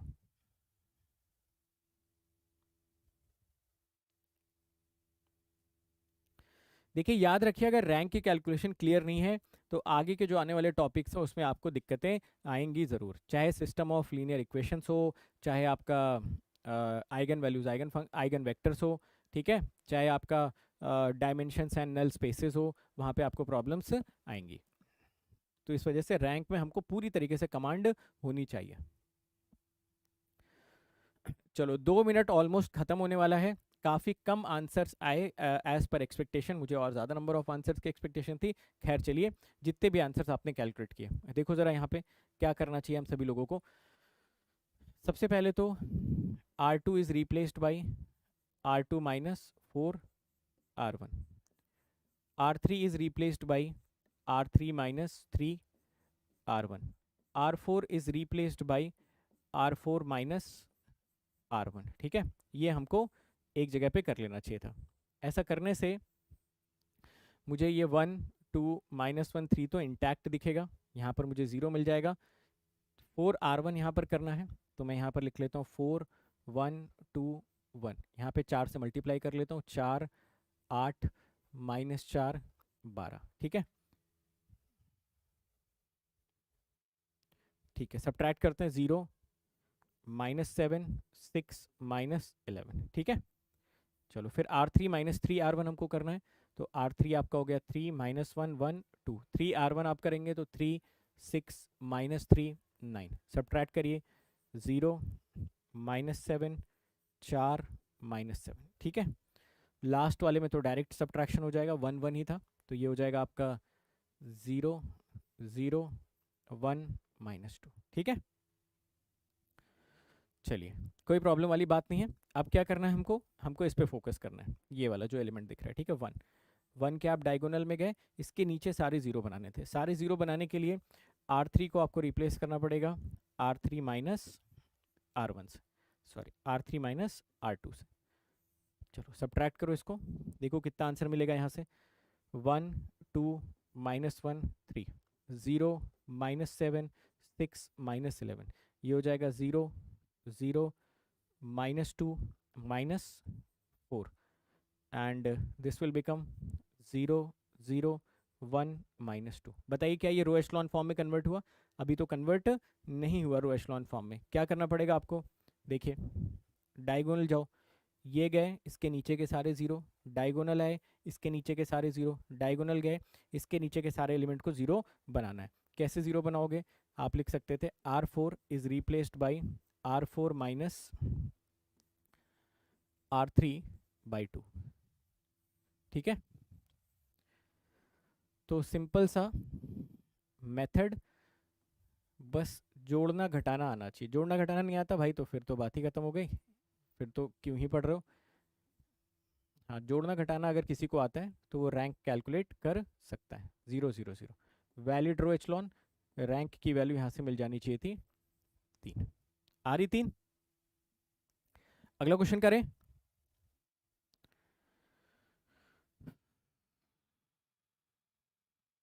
Next question everyone.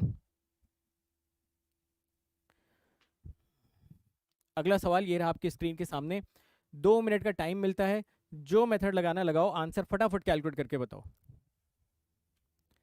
Next question आपकी स्क्रीन पे ये है, जो भी मेथड लगाना लगाओ, आंसर कैलकुलेट करके बताओ क्या आंसर आना चाहिए। ठीक है, इसके बाद हम लोग रैंक की ना कुछ बड़ी बेसिक प्रॉपर्टीज सीखेंगे।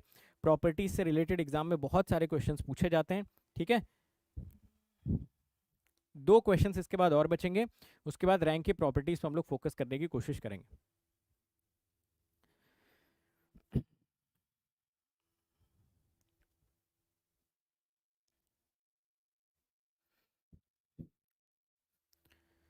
निकालो भाई साहब सभी लोग आंसर।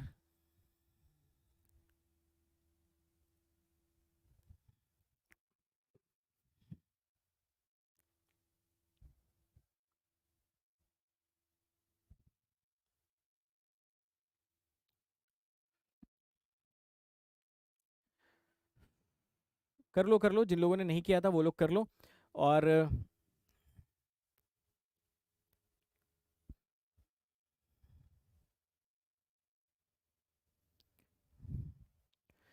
चलो ठीक है, तो ये क्वेश्चन होमवर्क में दिया था, तो थोड़ा सा कम टाइम इसके लिए हम लोग यूज करते हैं। ठीक है, चलो बताओ क्या करना चाहिए। R2 is replaced by R2 minus 3R1। R3 is replaced by R3 plus 2R1। ठीक है, यहाँ से बताओ मैट्रिक्स में कौन कौन से एलिमेंट्स बचेंगे आप सभी लोगों के लिए। ये बचेगा आपका 1 2 0 -1। ठीक है, इसमें 3 से मल्टीप्लाई करके आप सब्ट्रैक्ट करेंगे तो 0, ये हो जाएगा 3 दूना 6 -2 1, ये आपका हो जाएगा -3 यानी कि 5। इसमें 2 से मल्टीप्लाई करके आपको ऐड करना है, तो ये होगा 11, ये हो जाएगा आपका 2, ये हो जाएगा आपका 1। ऐसे ही आएगा। करेक्ट। चलो अब क्या करना है रो एचलॉन फॉर्म में कन्वर्ट करने के लिए? पहले तो बताओ, यहाँ तक आप सभी लोगों ने कर लिया था, घर पे किया था, जहाँ भी किया था, जैसे भी किया था। I think the same expression everyone is getting. चलो अब बताओ, इसके नीचे के सारे एलिमेंट जीरो, इसको आपको जीरो बनाने की कोशिश करनी। कैसे बनेगा ये जीरो? आप बोलेंगे R3 is replaced by 2R3 plus 11R2। ठीक है, इसको आप लिख लो यहाँ पे। जो भी आंसर आएगा ये हो जाएगा 1 2 0 -1। This is 0 2 1 5 minus. ठीक है, दिस इज 0 0। ये वैल्यूज आप कैलकुलेट कर लीजिए। यहाँ पर आपको किससे मल्टीप्लाई करना है? 2 से मल्टीप्लाई करना है, तो 0 22 4 2। यहाँ पर आपको 11 से मल्टीप्लाई करना है, 0 -22 11 55। ठीक है, इन दोनों को आप ऐड कर दो, यहाँ पे मिल जाएगा 14 और 57। बताओ क्या ये वैलिड रो एचलॉन फॉर्म है? बिल्कुल। ऊपर से नीचे गए, नंबर ऑफ जीरोस बढ़ते हुए क्रम में आपको दिख रहे हैं, तो रैंक यहाँ से आपको कितनी मिल जाएगी? Number of non zero rows in row echelon form. Number of non zero rows in row echelon form में आपको क्या दिख रहा होगा? रैंक आपको 3 दिख रही होगी। ठीक है, बेसिक मेथड से पहले सारे क्वेश्चन करते हैं, फिर एडिशनल ऑब्जर्वेशन हम लोग बाद में डिस्कस करेंगे, क्या क्या additional observation in same question में ले सकते हो। ठीक है, कल के आई थिंक लेक्चर का टाइटल आप लोगों ने देख ही लिया होगा, लीनियरली इंडिपेंडेंट वेक्टर्स की कल चर्चा होगी। वहां पर रैंक से रिलेटेड आपको जो डिपेंडेंसी वाले पैरामीटर्स होते हैं कल की क्लास में वो आपको समझाने की कोशिश करी जाएगी। ठीक है ना? Any problem?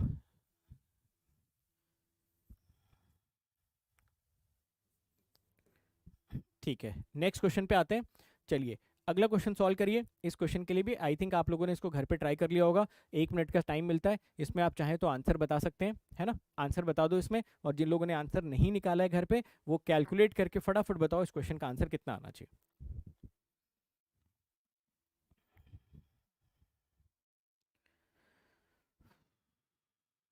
कितनी रैंक आई थी इसकी? नहीं किया तो अभी करो।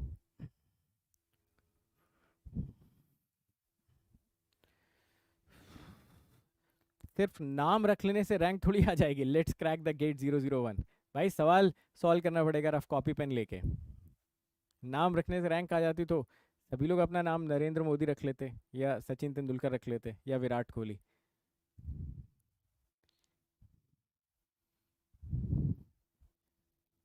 दो।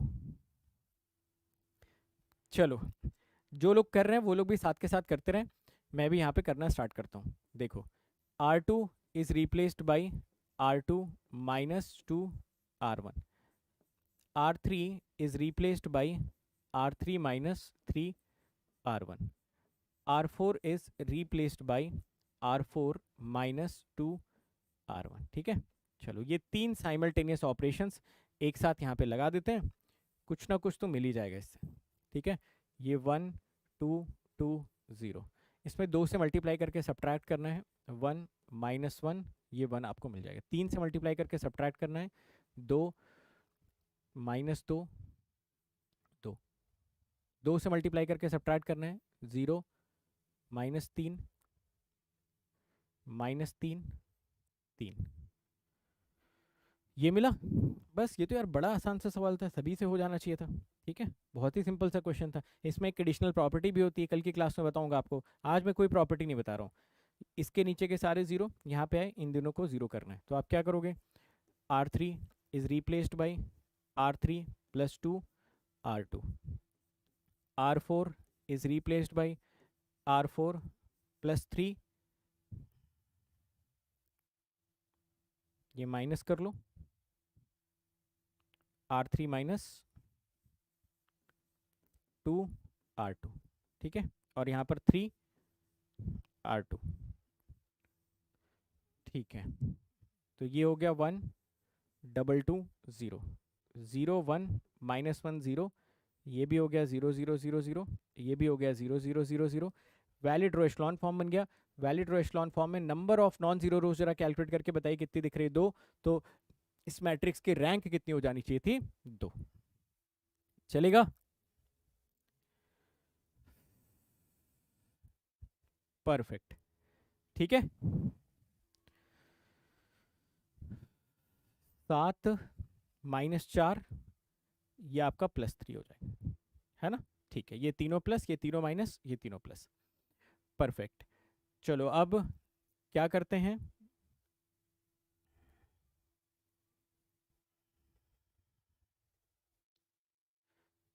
तो यहाँ पे भी माइनस होना चाहिए था,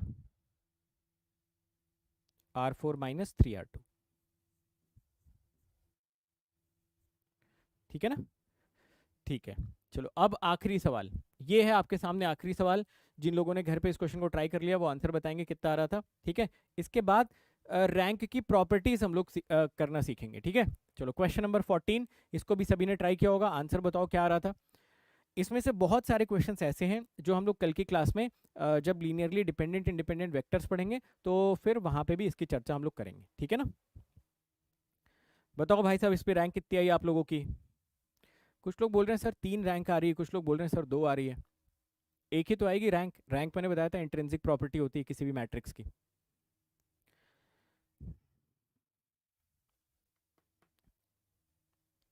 दो आ रही है रैंक। ठीक है, चलो करते हैं ट्राई, देखते हैं। तो ये तो सिंपल होना चाहिए था मेरे ख्याल से। R2 is replaced by R2 plus R1, R3 is replaced by R3 minus R1, R4 is replaced by R4 minus R1। ठीक है, ये है। तो अब यहाँ से जो आपके सामने मैट्रिक्स आ जाएगी वो मैट्रिक्स के एलिमेंट्स आपको दिखेंगे 1 1 -1 1। ठीक है, 0 2 -4 -2, इसमें से सब्ट्रैक्ट करिए 0 -1 2 1, सब्ट्रैक्शन के बाद 0 -2 4 2। ठीक है, फिर से देखो वही चीज़ बन गई। ये आपका इसके नीचे के सारे एलिमेंट जीरो, डायगोनली आए, इसके नीचे के एलिमेंट्स आपको जीरो करने। तो आप R3 को रिप्लेस कर दीजिए, R3 plus R2 by 2 and R4 is replaced by R4 plus R2। ठीक है, हो गया सभी का। 1 1 -1 1, 0 2 -4 -2, ये सारे 0 0 0 और ये भी आपके 0 0 0। वैलिड रो एचेलॉन फॉर्म, वैलिड रो एचेलॉन फॉर्म में नंबर ऑफ नॉन जीरो रोज हमेशा रैंक को रिप्रेजेंट करती है। तो रैंक यहाँ पे आपके आ जानी चाहिए थी 2। अब आप में से कितने लोग ऐसे हैं जो रैंक की कैलकुलेशन में कंफर्टेबल हैं? कैसा भी क्वेश्चन दे दिया जाएगा, स्क्वायर मैट्रिक्स का क्वेश्चन हो, रेक्टेंगुलर मैट्रिक्स का क्वेश्चन हो, रैंक आप गलत नहीं करेंगे। ठीक है, बेसिक मेथड मैंने अभी बताया है। मैंने कोई इसमें माइनर का कंसेप्ट आपको नहीं सिखाया है। मैंने इसमें कहीं पे भी आप सभी लोगों को कोई डिपेंडेंसी वाला कंसेप्ट नहीं बताया है। वो कल की क्लास में सब कुछ सिखाऊंगा। ठीक है, कल जो हम लोग वेक्टर्स की बात करेंगे तो वहाँ पे रैंक से आपको linear dependency non linear dependency की हम लोग चर्चा करेंगे, कल करेंगे। बट आज तक जो मैंने सिखाया एक सिंपल सा मेथड सिखाया जिसमें आपको सिर्फ एडिशन सब्ट्रैक्शन नीडेड है। ठीक है ना? चलो 1 मिनट का ब्रेक लो, जल्दी से पानी वानी पियो, डीप ब्रीथ करो, क्योंकि अब मैं ना रैंक की आपको प्रॉपर्टीज बताने वाला हूँ भाई साहब। ठीक है, रैंक की सारी प्रॉपर्टीज पे बेस्ड एग्जाम में अनगिनत क्वेश्चंस पूछे गए हैं और अनगिनत क्वेश्चंस पूछे जा सकते हैं। ठीक है, चलो तो जल्दी से ब्रेक लो, 1-2 मिनट।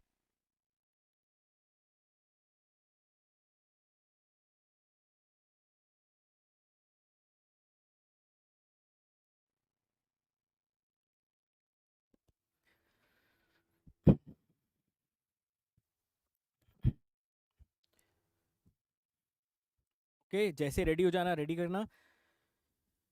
सारी प्रॉपर्टीज देखो, बहुत सारी प्रॉपर्टीज तो हम लोग पढ़ चुके हैं। ठीक है, बहुत सारी प्रॉपर्टीज हम लोग पढ़ चुके हैं। उन सारी प्रॉपर्टीज को एक सिंगल जगह पे मैं कंपाइल करने वाला हूँ आप सभी लोगों के लिए। सिंगल जगह कंपाइल करते हैं सारी प्रॉपर्टीज को और सबको इकट्ठा याद भी कर लेते हैं। ठीक है ना?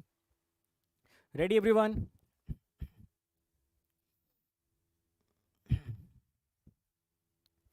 चलो एक एक करके सारी प्रॉपर्टीज को 1 बाय 1 पढ़ना शुरू करते हैं। इनमें से मोस्टली प्रॉपर्टीज आप लोग जानते हो। ठीक है, ये सेम ही क्वेश्चन रिपीट हो गया क्या?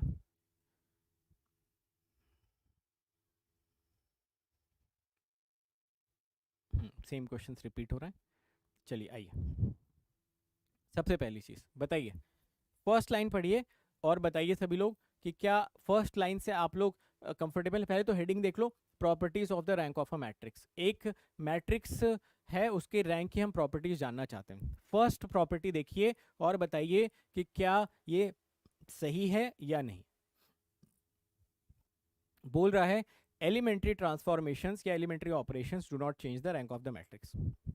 सही बात है, बिल्कुल सही बात है, इसमें कोई दिक्कत नहीं है। अगला देखो, नेक्स्ट में क्या बोल रहा है, rank of the null matrix is not defined, generally उसको हम लोग जीरो भी बोल देते हैं, ठीक है। तो जो रैंक ऑफ अ मैट्रिक्स आता है उसको आप जीरो बोलो या नॉट डिफाइंड बोलो, बात तो सेम ही है, चलेगा, ये भी चल जाएगा, इसमें भी कोई दिक्कत नहीं है। चलो तीसरा देखो, rank of n cross n identity matrix आपको क्या मिल जाता है, एन के बराबर मिल जाता है। कल हम लोगों ने देखा था जो आपका आइडेंटिटी मैट्रिक्स होता है उसमें जो हाईएस्ट ऑर्डर माइनर होता है वो नॉन जीरो हो जाता है, यानी कि आइडेंटिटी मैट्रिक्स का डिटर्मिनेंट नॉन जीरो होता है तो उसकी रैंक अपने आप क्या हो जाएगी, एन हो जाएगी ऑब्वियसली।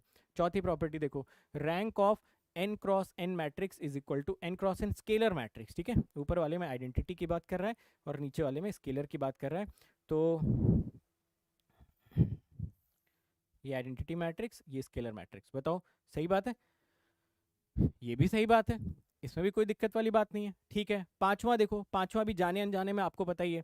मुझे बताओ अगर कोई मैट्रिक्स जिसका ऑर्डर 3x4 है, ठीक है, उसकी मैक्सिमम रैंक कितनी हो सकती है।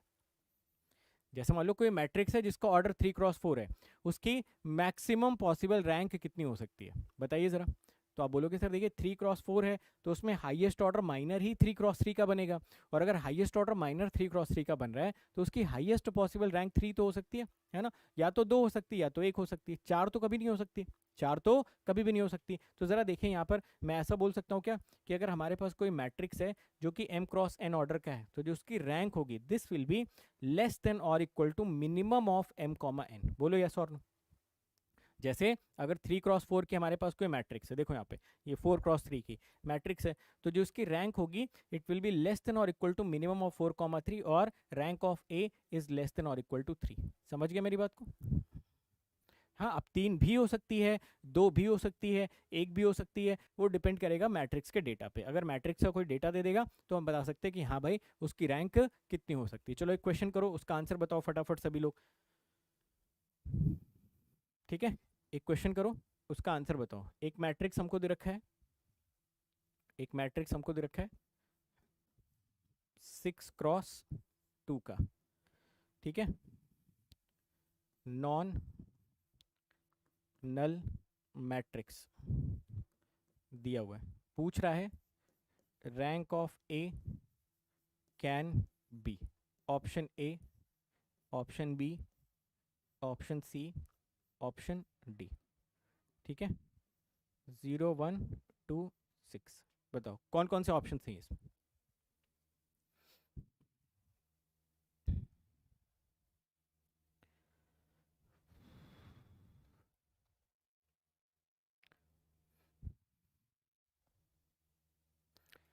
एक 6x2 का मैट्रिक्स दिया है, बोल रहा है एक नॉन नल मैट्रिक्स है तो इसकी रैंक क्या क्या हो सकती है।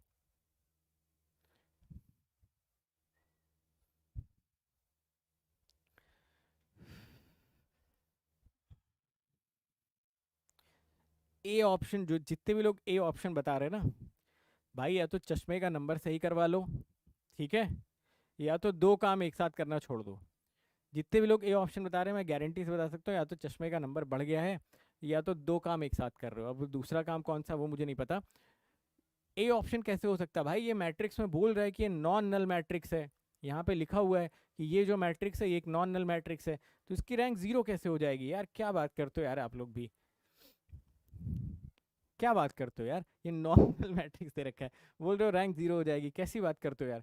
चलो देखो यहाँ पर इसकी रैंक कितनी होगी, इसकी जो भी रैंक होगी वो ऑब्वियसली इस इनइक्वालिटी को सेटिस्फाई करेगी, मिनिमम ऑफ 6,2 को। तो रैंक यहाँ से आपकी हो जाएगी लेस देन और इक्वल टू 2। अब लेस देन और इक्वल टू 2 में या तो इक्वल टू 2 हो सकती है या तो 1 हो सकती है, क्योंकि यहाँ पे नॉन नल मैट्रिक्स की बात कर रहा है। एग्जैक्टली हमें भी नहीं पता कितनी हो सकती है, 2 हो सकती है या 1 हो सकती है। इसने खुद भी क्वेश्चन में पूछा था कैन बी, कौन कौन से पॉसिबल हैं, एमएसक्यू टाइप का क्वेश्चन है। तो अगर कैन भी पूछ रहा है, एमएसक्यू टाइप का क्वेश्चन है, तो इसमें आपका 1 और 2 सही हो सकता है, ठीक है।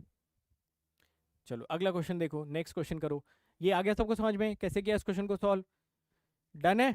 चलो अगला क्वेश्चन देखो, आंसर बताओ इसका, ये लो। इस क्वेश्चन में दे रखा है आप सभी लोगों को एक मैट्रिक्स है ए, ठीक है, उसका ऑर्डर उसने दे रखा है 5x3 का। क्वेश्चन में बोल रहा है कि, क्वेश्चन में आपसे बोल रहा है कि number of zero rows in row echelon form of above matrix can be, ठीक है, is non null matrix। चलो options, options A, B, C, D, ठीक है। नंबर ऑफ जीरो रोज के बारे में आपसे पूछ रहा है कितने हो सकते हैं, ठीक है, 2, 3, 4, 5, बताओ, लगाओ दिमाग। 5x3 का नॉन नल मैट्रिक्स दे रखा है, बोल रहा है number of zero rows in row echelon form of the above matrix can be. इसको रो एचलॉन फॉर्म में अगर कन्वर्ट करोगे तो इसमें कितने नंबर ऑफ जीरो रोज हो सकते हैं।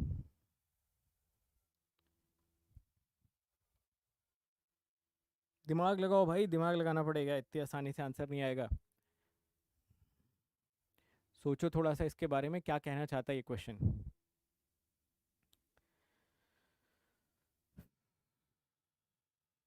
एबीसी,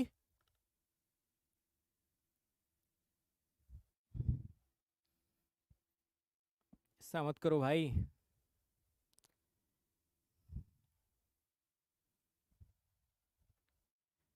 अरे ऑप्शन एबीसी लिखा हुआ, कुछ लोग दो बता रहे हैं, इसमें एबीसी के हिसाब से बताओ ना यार। ए सही है, बी सही है, सी सही है, ये भी आपका एमएसक्यू है, ठीक है। बताओ कौन सा सही होगा ए बी सी डी में से, खाली ये सही होगा।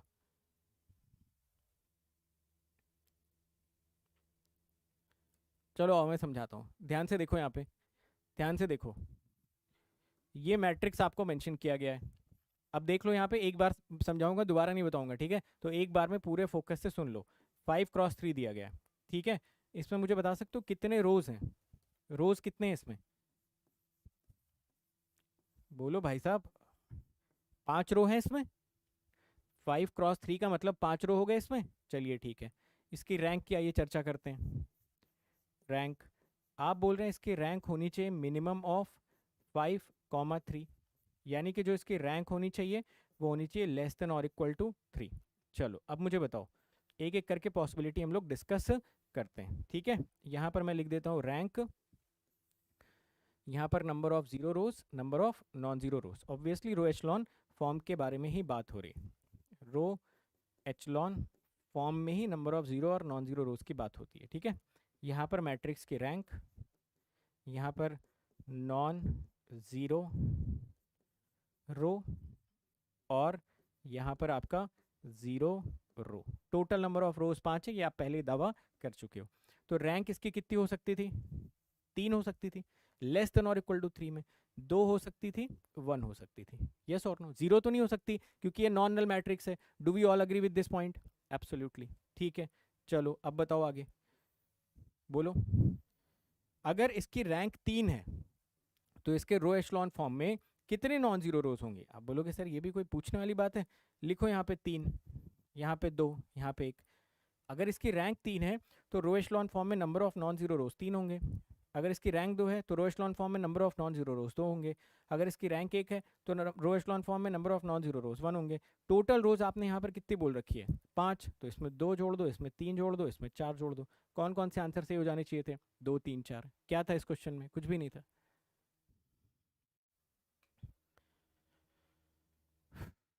यही जो जीरो रोज होते हैं ना, इसी को आगे चल के पढ़ोगे, क्या बोलते हैं इसको, कोई बताएगा?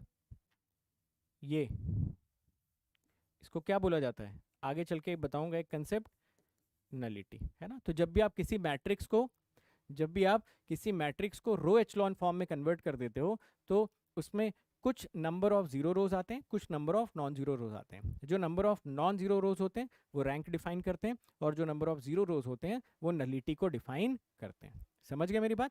यानी कि अगर आपने रो एचलॉन फॉर्म में किसी मैट्रिक्स को कन्वर्ट कर दिया तो आप दो पैरामीटर्स पे कमेंट कर सकते हो। कौन कौन से पैरामीटर्स पे? एक रैंक और दूसरा नलिटी। नंबर ऑफ जीरो रोज क्या रिप्रेजेंट करते हैं? Nullity. Number of non zero रोज क्या रिप्रेजेंट करते हैं? रैंक। किसमें? किसी भी मैट्रिक्स के रो एचलॉन फॉर्म में। समझ में आई बात? एक क्वेश्चन और करोगे ऐसा?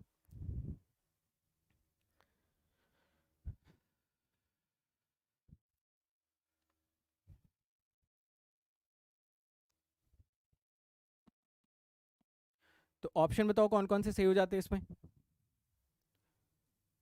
तो इसमें ऑप्शन हमारा सही होता 2 3 4। तो ऐसे कंसेप्चुअल क्वेश्चंस पूछ रहा है भाई एग्जाम में, समझ रहे हो? जहां पे आपका बेसिक टेस्ट कर रहा है कि भाई रैंक निकालना तो आपने सीखा, वो तो ठीक है, बट रैंक का बेसिक कितना स्ट्रांग है आप लोगों का, है ना? उससे थ्योरेटिकल क्वेश्चन वो बना दे रहा है, बस यही कर रहा है। अब ये सारे क्वेश्चन मैं आपके सामने ही बना रहा हूँ क्लास में। चलो मैं एक क्वेश्चन और आप लोगों से पूछ लेता हूँ, ठीक है? चलो अब इसमें अगर किसी ने गलती करी तो भाई वो सजा का हकदार होगा, ठीक है? उसका आज ही ब्रेकअप हो जाएगा, ये मेरी तरफ से उसको चेतावनी है। तो या तो मत बताना या तो सही बताना, ठीक है? सिंगल लोग खुश हो रहे होंगे कि भाई चलो आज जान छूटी।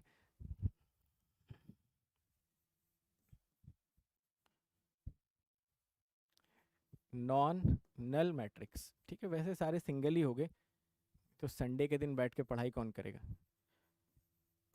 नॉन नल मैट्रिक्स, ठीक है? 5x4 is a non null matrix आपको दे रखा है। क्वेश्चन में पूछ रहा है number of non zero rows in row echelon form can be, ठीक है? अब बताओ, अब ये क्वेश्चन मैंने थोड़ा सा सिंपल कर दिया आप सभी लोगों के लिए। ए बी सी डी, ठीक है? बहुत ही सिंपल कर दिया भाई ये क्वेश्चन मैंने आप सभी लोगों के लिए। बताओ।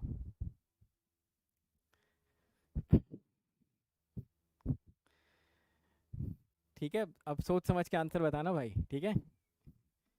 ऐसा ना हो पूरी रात चादर ओढ़ के रोते रोते निकल जाए।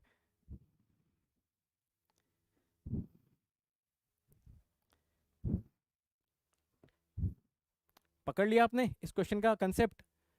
चलो मेरे ख्याल से इस क्वेश्चन का कंसेप्ट आप सीख गए कि रैंक को एक स्टेटमेंट बेस्ड क्वेश्चन से कैसे रिलेट करना है, समझ गए? तो यहाँ पर देखो जो भी इसकी रैंक आएगी, obviously this will B minimum of 5,4। तो आप ऐसा बोल रहे हो कि इसकी रैंक जो होगी लेस देन और इक्वल टू 4 आ जाएगी। नॉन नल मैट्रिक्स ऑब्वियसली यहाँ पे, तो इसकी जो रैंक होगी वो या तो 4 हो सकती है, या तो 3 हो सकती है, या तो 2 हो सकती है, या तो 1 हो सकती है, हमें नहीं पता क्योंकि मैट्रिक्स नहीं पता है। तो 4 रैंक होने का मतलब रो एचलॉन फॉर्म में नंबर ऑफ नॉन जीरो रोज 4 हो जाएगी। 3 रैंक होने का मतलब नंबर ऑफ नॉन जीरो रोज 3 हो जाएंगे। 2 होने का मतलब 2 हो जाएंगे, 1 होने का मतलब 1 हो जाएंगे। तो इसमें अगर एमएसक्यू क्वेश्चन की संज्ञा इसको दें तो इस क्वेश्चन में हमारे एक से ज़्यादा ऑप्शन सही होने चाहिए थे, ए भी, बी भी, सी भी और डी भी, ठीक है? क्लियर है? तो समझ गए इस प्रॉपर्टी पे बेस्ड क्वेश्चन कैसे बनेंगे? कहाँ गया ये? इस प्रॉपर्टी पे बेस्ड सवाल एग्जाम में कैसे बनेंगे? तो खाली प्रॉपर्टी पढ़ना इंपॉर्टेंट नहीं है, रैंक से सवाल को रिलेट करना भी आप लोगों को आना चाहिए। ओके, तो एक बार जल्दी से पांचों प्रॉपर्टीज क्विकली रिव्यू करो, फिर छठवीं सातवीं आठवीं प्रॉपर्टी पे चलते हैं। Elementary operation do not change rank, rank of null matrix 0, identity और स्केलर मैट्रिक्स की रैंक हमेशा कितनी हो जाती है? n हो जाती है, करेक्ट? और पांचवी वाली प्रॉपर्टी में अगर किसी मैट्रिक्स का ऑर्डर m क्रॉस है ना तो उसकी rank will be less than और equal to minimum of m comma n, ठीक है? चलो परफेक्ट। अब हम लोग आ जाते हैं छठवीं सातवीं आठवीं प्रॉपर्टी पे। मोस्ट इंपॉर्टेंट प्रॉपर्टीज की हम लोग यहाँ पे चर्चा कर रहे हैं। Most most most important property देखो क्या बोल रहे हैं। सपोज अगर आपके पास कोई n क्रॉस n का मैट्रिक्स है, ध्यान देना मेरी बात पे मैं क्या बोल रहा हूँ। सपोज कोई n क्रॉस n का मैट्रिक्स है ना? तो उसमें बताओ हाईएस्ट ऑर्डर माइनर क्या हो जाएगा? आप बोलोगे सर उसका खुद का डिटर्मिनेंट। अगर कोई n क्रॉस n की मैट्रिक्स है तो जो उसका हाईएस्ट ऑर्डर माइनर होगा वो तो n क्रॉस n हो जाएगा, है ना? तो ये बोल रहा है कि अगर किसी स्क्वायर मैट्रिक्स का डिटर्मिनेंट नॉन जीरो है तो उसकी रैंक n हो जानी चाहिए। क्या आप इस बात से एग्री करते हैं? अगर n क्रॉस n का कोई स्क्वायर मैट्रिक्स है, बोल रहा है कि उसका डिटरमिनेंट निकाल लो सीधा। अगर उसका डिटरमिनेंट नॉन जीरो आता है तो उसकी रैंक n हो जाएगी। सिंपल सी बात है, जाहिर सी बात है। तो यानी कि स्क्वायर मैट्रिसेस में हम डायरेक्ट डिटरमिनेंट निकाल के भी टेस्टिंग कर सकते हैं। अगर उसका डिटरमिनेंट सपोज नॉन जीरो आ जाता है तो उसकी रैंक n हो जाएगी। तो इसी को दूसरी भाषा में ऐसा बोला जाता है कि अगर आपके पास एक n क्रॉस n का सिंगुलर मैट्रिक्स है तो उसकी रैंक हमेशा n होती है। Very very very important point. ठीक है, तो आपके पास अगर n क्रॉस n का कोई सिंगुलर मैट्रिक्स है तो उसकी रैंक हमेशा n हो जाती है। बहुत ही ज़्यादा इंपॉर्टेंट पॉइंट। उसके अलावा प्रॉपर्टी नंबर 7 पे आ जाओ यार, ये भी बड़ी इंपॉर्टेंट प्रॉपर्टी है। ये बोल रहा है अगर आपके पास कोई सिंगुलर मैट्रिक्स है, अगर आपके पास कोई सिंगुलर मैट्रिक्स है मतलब कि उसका डिटरमिनेंट अगर जीरो है, तो आप ए की रैंक निकालो, ए इनवर्स की रैंक निकालो या एडजॉइंट ऑफ ए की रैंक निकालो, तीनों सेम आएगी। तो 7वीं प्रॉपर्टी मेरी फेवरेट प्रॉपर्टी है, बहुत इंपॉर्टेंट है। ठीक है, बट ये प्रॉपर्टी तभी वैलिड होगी जब इनवर्स एग्जिस्ट करेगा या मैट्रिक्स आपकी नॉन सिंगुलर मैट्रिक्स होगी। समझे मेरी बात को? हाँ, नॉन सिंगुलर, शायद मैंने सिंगुलर बोल दिया थोड़ी देर पहले, आप उसको नॉन सिंगुलर समझ लें। ठीक है, तो जब भी आपका कोई भी मैट्रिक्स नॉन सिंगुलर होगा तो उस केस में जो आपका रैंक ए होगा वो ए इनवर्स के बराबर होगा और वही एडजॉइंट ऑफ ए के बराबर आ जाएगा। प्रॉपर्टी नंबर 8 इससे भी ज़्यादा इंपॉर्टेंट, इससे भी ज़्यादा important property, property number 8। Property number 8 में बोला जा रहा है कि अगर आप ए की रैंक निकाल पाते हो तो जो ए की रैंक होगी वही ए ट्रांसपोज की रैंक होगी, वही ए इंटू ए ट्रांसपोज की रैंक होगी, वही ए ट्रांजुगेट की रैंक होगी। ट्रांजुगेट का मतलब क्या होता है कि पहले ट्रांसपोज ले लो फिर कॉन्जुगेट ले लो, समझ गए ना? तो ट्रांजुगेट को ऐसे थीटा से डिनोट करते हैं। ए की पावर थीटा का मतलब पहले ट्रांसपोज लिया फिर कॉन्जुगेट लिया, और वही रैंक हो जाएगी ए इंटू ए ट्रांजुगेट की। समझे? समझ गए मेरी बात को? तो ये 7वीं और 8वीं प्रॉपर्टी बहुत ज़्यादा इंपॉर्टेंट, बहुत बहुत ज़्यादा इंपॉर्टेंट। 7th प्रॉपर्टी में अगर n क्रॉस n का नॉन सिंगुलर मैट्रिक्स है तो नॉन सिंगुलर मैट्रिक्स का मतलब a की रैंक, a इनवर्स की रैंक, एडजॉइंट ऑफ a की रैंक हमेशा बराबर होगी। और इन जनरल a की रैंक, a ट्रांसपोज की rank, a into a transpose की रैंक, a ट्रांजुगेट की रैंक, a इंटू a ट्रांजुगेट की रैंक हमेशा आपस में बराबर हो जाएगी। कुछ क्वेश्चंस करें इस पे बेस्ड?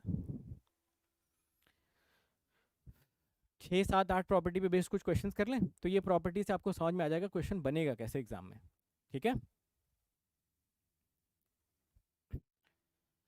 आइए कुछ क्वेश्चंस आपको मैं करवाता हूँ।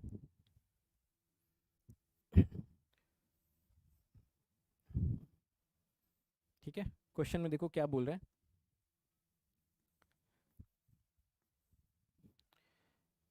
5 cross 5 non null matrix such that its inverse exist। ठीक है, आपसे पूछ रहा है what will be rank of adjoint of A। Options A B C D। ठीक है, 3 4 5 2।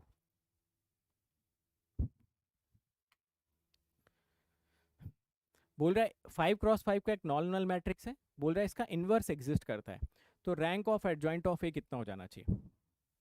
ठीक है, सारे स्टेटमेंट्स को आपस में लूप इन कर रहा है, इंटरलिंक कर रहा है। कैसे आपने इस क्वेश्चन को सॉल्व किया? आपने बोला होगा कि सर देखिए अगर इसका इनवर्स एग्जिस्ट कर रहा है तो इसका मतलब ये है कि जो ये 5 क्रॉस 5 का जो डिटर्मिनेंट है ना, अगर ये इन्वर्टिबल है, अगर ये इन्वर्टिबल है तो जो इसका डिटर्मिनेंट आएगा वो नॉन ज़ीरो आएगा, यानी कि ये नॉन सिंगुलर मैट्रिक्स हुआ। और अभी अभी मैंने बताया कि नॉन सिंगुलर मैट्रिक्स के केस में आप ए की रैंक निकालिए, वो तो 5 ही आ जाएगी, and it will be as good as A inverse की rank, and this will be as good as adjoint of A की रैंक। समझे? तो कौन सा ऑप्शन करेक्ट हो जाता है यहाँ पे? C option. अगला क्वेश्चन करें।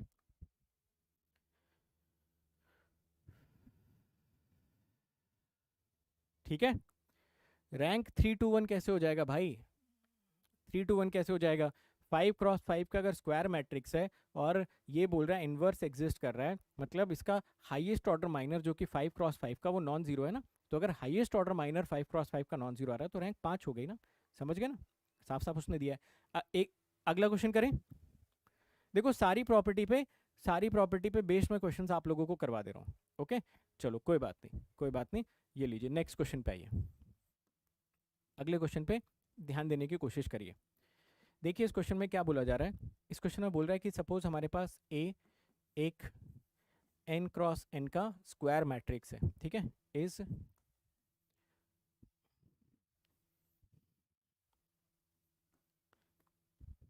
या ऐसा मैं लिखता हूँ, A is square matrix, A is square matrix of n cross n, then having rank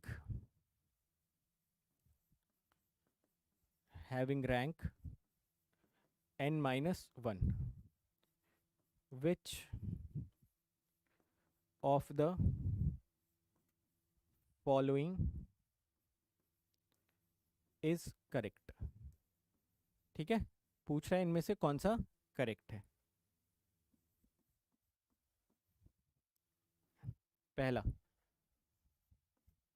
नहीं ए बी सी डी कर रहे हैं ना हम लोग, तो ए बी सी डी करते हैं। First B,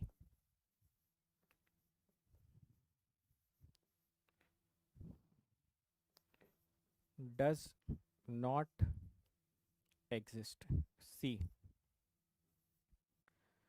rank of A into A transpose will be n minus 1। D, rank of A conjugate will be n minus 1। E, rank of A into A conjugate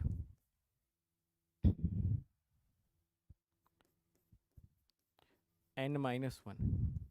rank of A into A conjugate n minus 1।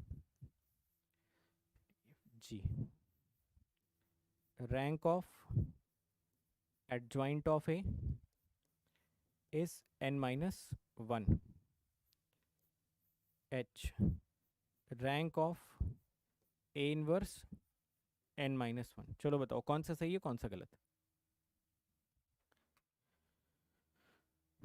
बोल रहा है एक square matrix है n cross n का जिसकी rank n minus 1 है, तो इनमें से कौन सा सही साबित हो सकता है। डिटर्मिनेंट ऑफ ए 0 हो सकता है उसका, ए इनवर्स हो सकता है एग्जिस्ट ना करे, does not exist. Rank of A transpose n minus 1 होगा, rank of A ट्रांजुगेट n minus 1 होगा, rank of A into A transpose n minus 1 होगा, rank of A into A ट्रांजुगेट n minus 1 होगा, rank of adjoint of A n minus 1 होगा, rank of A inverse n minus 1 होगा। कौन कौन से इसमें statements आपको लगता है पूरी तरीके से सही है।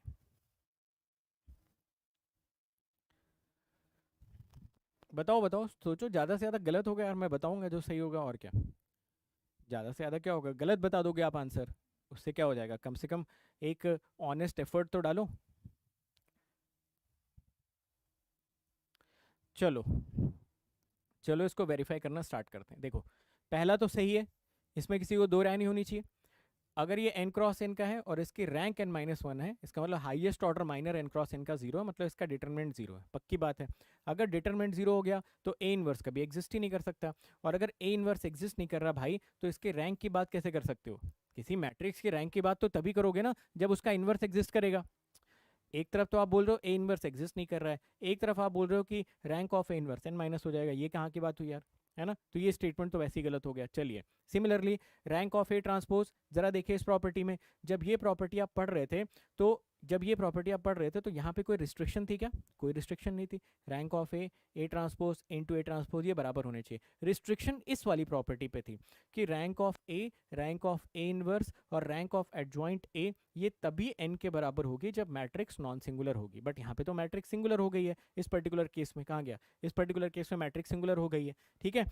तो यहाँ पर कोई रिस्ट्रिक्शन नहीं थे। ये सही है, ये भी सही है, ये भी सही है, ये भी सही है, ये गलत है। इनफैक्ट अभी थोड़ी देर में आपको प्रॉपर्टी बताऊंगा कि यहाँ पर रैंक ऑफ एडजॉइंट ऑफ ए आपका 1 आ जाएगा, ठीक है। ये प्रॉपर्टी में अभी हम लोग थोड़ी देर में देखेंगे, ओके।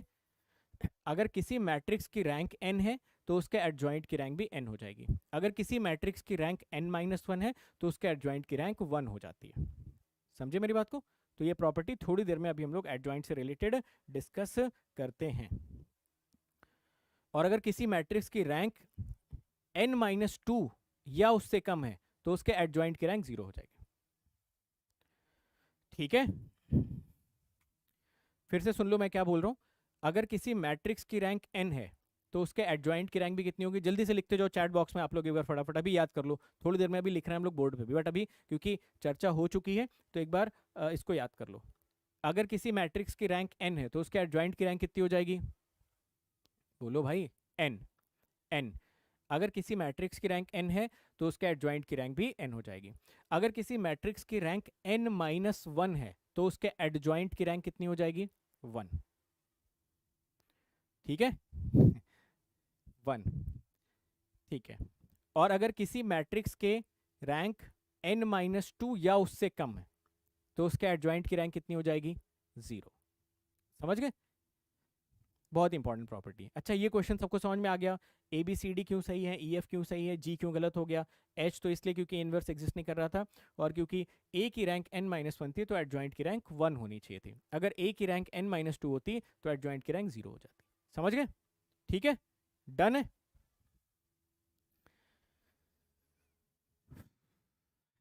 चलो आगे बढ़ते हैं, प्रॉपर्टी नंबर 9 पे आते हैं। देखो प्रॉपर्टी नंबर 9, 10, 11 क्या हम पहले ही पढ़ चुके हैं? जल्दी से पढ़ो और कंफर्म करो इसको एक बार। Rank of a row matrix is या तो 0 या तो 1। ठीक है, ये तो कल ही डन था अपना। Rank of a column matrix is 0 या तो 1। ठीक है, ये भी कल अपना डन था। A is a row matrix, B is a column matrix, अगर ए बी एग्जिस्ट करता है तो उसकी रैंक 1 या तो 0 हो जाएगी। ये भी अपना डन था कल, है ना? करेक्ट।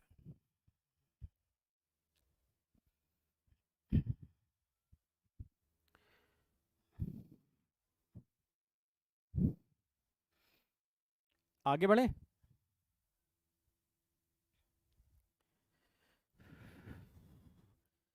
चलो आगे बढ़ते हैं। और प्रॉपर्टी नंबर, अच्छा बताओ 9, 10, 11 में किसी को कोई दिक्कत तो नहीं है?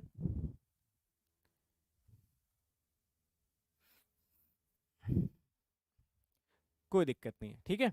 चलो अब देखो प्रॉपर्टी नंबर 12, 13 और जो 14 है ना, प्रॉपर्टी नंबर 12, 13 और 14 जो है वो उतनी इंपॉर्टेंट नहीं है, उतनी इंपॉर्टेंट नहीं है, बट फिर भी एक बार देख लो। इनफैक्ट 15 भी होगा, हाँ 15 आगे दे रखा है, ठीक है। तो 12, 13, 14, 15 उतना इंपॉर्टेंट नहीं है, बस एक बार गो थ्रू कर लो कि यहाँ पर मैं क्या बताना चाहता हूँ, ठीक है। उसके बाद कुछ और प्रॉपर्टीज हैं जो कि बड़ी इंपॉर्टेंट है, उस पर भी हम लोग फोकस करेंगे, ठीक है ना। ज़्यादातर आप पढ़ चुके हो प्रॉपर्टीज़ यार, फिर पूरी प्रॉपर्टीज़ एक बार और रिवाइज करेंगे, सारी की सारी प्रॉपर्टीज़ बैक टू बैक एक बार और रिवाइज करेंगे, ठीक है ना। चलो देखो प्रॉपर्टी नंबर 12 पे आ जाओ। ये देखो क्या बोल रहा है। सपोज हमारे पास एक मैट्रिक्स ए है, ध्यान से सुनिएगा मैं बोल क्या रहा हूँ, ध्यान से सुनिएगा मैं बोल क्या रहा हूँ, उसके बाद इस प्रॉपर्टी को देखने की कोशिश करिएगा। आपके पास एक मैट्रिक्स है ए, आप उसकी अलग से रैंक निकाल लीजिए, निकाल सकते हो, निकाल सकते हैं। आपके पास एक मैट्रिक्स है बी, आप उसकी अलग से रैंक निकाल लो, निकाल सकते हो, निकाल लेंगे। ए और बी मैट्रिक्स को जोड़ दो, जो नई मैट्रिक्स बनेगी आप उसकी रैंक निकाल सकते हो, निकाल सकते हैं। तो ऐसा बोला जा रहा है कि अगर आपने ए प्लस बी मैट्रिक्स की रैंक कैलकुलेट करी तो this will be less than और equal to rank of A plus rank of B. समझ गए मेरी बात को? बहुत ही सिंपल है। और ये बोला जा रहा है कि सपोज अगर आपने इन दोनों मैट्रिक्स को आपस में घटा दिया तो जो rank of A minus B आएगा it will be greater than और equal to rank of A minus rank of B, है ना। तो ऑब्वियसली ये प्रॉपर्टीज थोड़ी सी टिपिकल है, याद करने में थोड़ी प्रॉब्लम होगी, बट उतनी इंपॉर्टेंट नहीं है, एग्जाम में किसी भी तरीके से इनका कोई रोल है नहीं। जाहिर सी बात है, दो मैट्रिक्स को आप जोड़ रहे हो या घटा रहे हो तो क्या दोनों मैट्रिसेस का ऑर्डर हमेशा सेम होना चाहिए? बिल्कुल। तो ये बोल रहा है order of A and B must be same. तो अभी अभी इमीडिएटली एक काम करो, ये दोनों प्रॉपर्टीज को कॉपी पे जल्दी से दो दो बार लिख जाओ, दो बार इसको लिख लो, दो बार इसको लिख लो, back to back, so that दिमाग में कहीं ना कहीं किसी कोने में रहे कि ए प्लस बी में प्लस आ गया है तो लेस देन और इक्वल टू का साइन लगाएंगे, ए माइनस बी में माइनस आ गया है तो ग्रेटर देन और इक्वल टू का साइन लगाएंगे, उल्टा करेंगे हमेशा। समझ गए ना? उल्टा करेंगे। प्लस को जनरली ग्रेटर से एसोसिएट करते हैं तो हम लोग ये याद रखेंगे कि प्लस को हम लेस देन और इक्वल टू लगा देंगे, माइनस के टाइम पे हम ग्रेटर देन और इक्वल टू लगा देंगे, ठीक है। समझ गए आप मेरी बात को? एडजॉइंट वाली प्रति का भी अलग से लिखी हुई है प्रॉपर्टी नंबर 19 में, तो वहां पे दोबारा आपको बता देता हूँ, ठीक है। चलो, बाकी यार ये प्रॉपर्टी इंपॉर्टेंट है ना, 14 वाली इंपॉर्टेंट है। 14th में बोल रहा है कि आपके पास दो मैट्रिक्स हैं ए और बी, ठीक है। आपने ए की रैंक अलग कैलकुलेट कर ली, बी की रैंक अलग कैलकुलेट कर ली, और सपोज ए बी का मल्टीप्लिकेशन एग्जिस्ट कर रहा है, तो ए बी की रैंक आपने अलग निकाल ली। तो जो मल्टीप्लिकेशन की रैंक आएगी, this will be less than और equal to minimum of rank of A comma rank of B. Very very important property, इस पे बेस्ड एग्जाम में क्वेश्चंस आते हैं, ठीक है। क्वेश्चन क्या मतलब, ये प्रॉपर्टी ही डायरेक्ट आ जाती है, तो आपको बताना होता है सही या गलत है। एक ऑप्शन में ग्रेटर देन लगा के देगा, एक में लेस देन, तो लेस देन वाला आप करेक्टली चूज कर लेना। याद रखोगे 12 13 इंपॉर्टेंट नहीं है, 14 इंपॉर्टेंट है, ठीक है। जैसे जैसे कि सपोज ये देखो, ऐसा बोल रहा है कि अगर हम इस रिजल्ट को, ये जो रिजल्ट है ना, rank of A B less than और equal to minimum of rank of A comma rank of B, ऐसा करने की कोशिश करें, तो ये हो जाएगा लेस देन और equal to minimum of rank of A comma rank of A transpose. बताओ, रैंक ऑफ ए और रैंक ऑफ ए ट्रांसपोज तो हमेशा बराबर होते हैं ना, ये दोनों तो बराबर ही हैं, तो किस बात का मिनिमम, तो ये हो जाएगा rank of A into A transpose less than और equal to rank of A. और अभी अभी हमने पढ़ा था ए इंटू ए ट्रांसपोज और रैंक ऑफ ए बराबर होते हैं, है ना, तो यहाँ पे इक्वालिटी होल्ड भी कर जाती है। तो कहने का मतलब क्या है कि इस इक्वेशन में स्ट्रिक्टली लेस देन नहीं लगा सकते, इन सर्टेन केसेस इक्वालिटी भी होल्ड करती है, इस वजह से यहाँ पे देखो लेस देन और इक्वल टू का साइन लगाया हुआ है, ठीक है। तो ये एक अच्छा एग्जाम्पल है जो इस बात को जस्टिफाई करता है कि हमने इक्वल टू का साइन क्यों लगाया। अगर बी की जगह पे ए ट्रांसपोज डाल दोगे तो यहाँ पे मिनिमम भी हट जाएगा और इक्वालिटी का साइन भी होल्ड करेगा, है ना, सही बात। ठीक है, तो ये प्रॉपर्टी याद करने में थोड़ी सी दिक्कत होती है, कौन कौन सी, 12 13 14 15, ठीक है। तो इसको यार थोड़ा सा प्रैक्टिस करके याद कर लेना, 12 13 14 15 को। अब देखो 15वीं वाली प्रॉपर्टी में बोल रहा है कि अगर हम दो मैट्रिसेस को मल्टीप्लाई करेंगे ए और बी को, ठीक है, तो इसकी जो रैंक आएगी this will be greater than और equal to rank of A plus rank of B minus N. याद रखिएगा ये 15th वाली जो प्रॉपर्टी है this is specifically for the square matrices, ठीक है। इसके पहले जो 12 13 14 थी वो जरूरी नहीं है कि हम स्क्वायर मैट्रिसेस के लिए बात करते, but property number 15 is specifically for a square matrix, कि अगर आप रैंक ऑफ ए बी निकालते हो it will be greater than और equal to rank of A plus rank of B minus N. N यहाँ पर रिप्रेजेंट करता है number of rows of a given matrix, ठीक है, समझ गए। तो बस ये जो 12 13 14 15 थे ना, इसको थोड़ा प्रैक्टिस कर करके याद कर लो, बाकी इसके पहले वाले भी आसान है और इसके बाद वाले भी आसान है, ठीक है ना। जैसे देखो प्रॉपर्टी नंबर 16, क्या ये आप पहले पढ़ चुके हो क्लास में, फटाफट बताओ सभी लोग। प्रॉपर्टी नंबर 16 पढ़ चुके हो कि अगर आपके पास कोई ऐसी मैट्रिक्स हो जिसके सारे एलिमेंट अगर सेम हो तो रैंक हमेशा कितनी हो जाती है, 1, है ना, प्रोवाइडेड वो सारे के सारे non zero elements obviously, correct. हाँ 12 13 14 15 को ऑब्वियसली उसको प्रूफ तो नहीं करोगे ना, तो रट लो उसको, ठीक है। तो ये तो सबको क्लियर है ना, बड़ी इंपॉर्टेंट प्रॉपर्टी है। देखो प्रॉपर्टी नंबर 17, क्या ये भी हम लोग क्लास में डिस्कस कर चुके हैं कि अगर हमारे पास कोई मैट्रिक्स है, अगर उसके सारे के सारे रोज आपस में प्रोपोर्शनल हैं या सारे के सारे कॉलम्स, देखो रोज प्रोपोर्शनल होंगे कॉलम्स अपने आप ही प्रोपोर्शनल हो जाएंगे, तो क्या उसकी रैंक हमेशा 1 रहेगी, बोलो।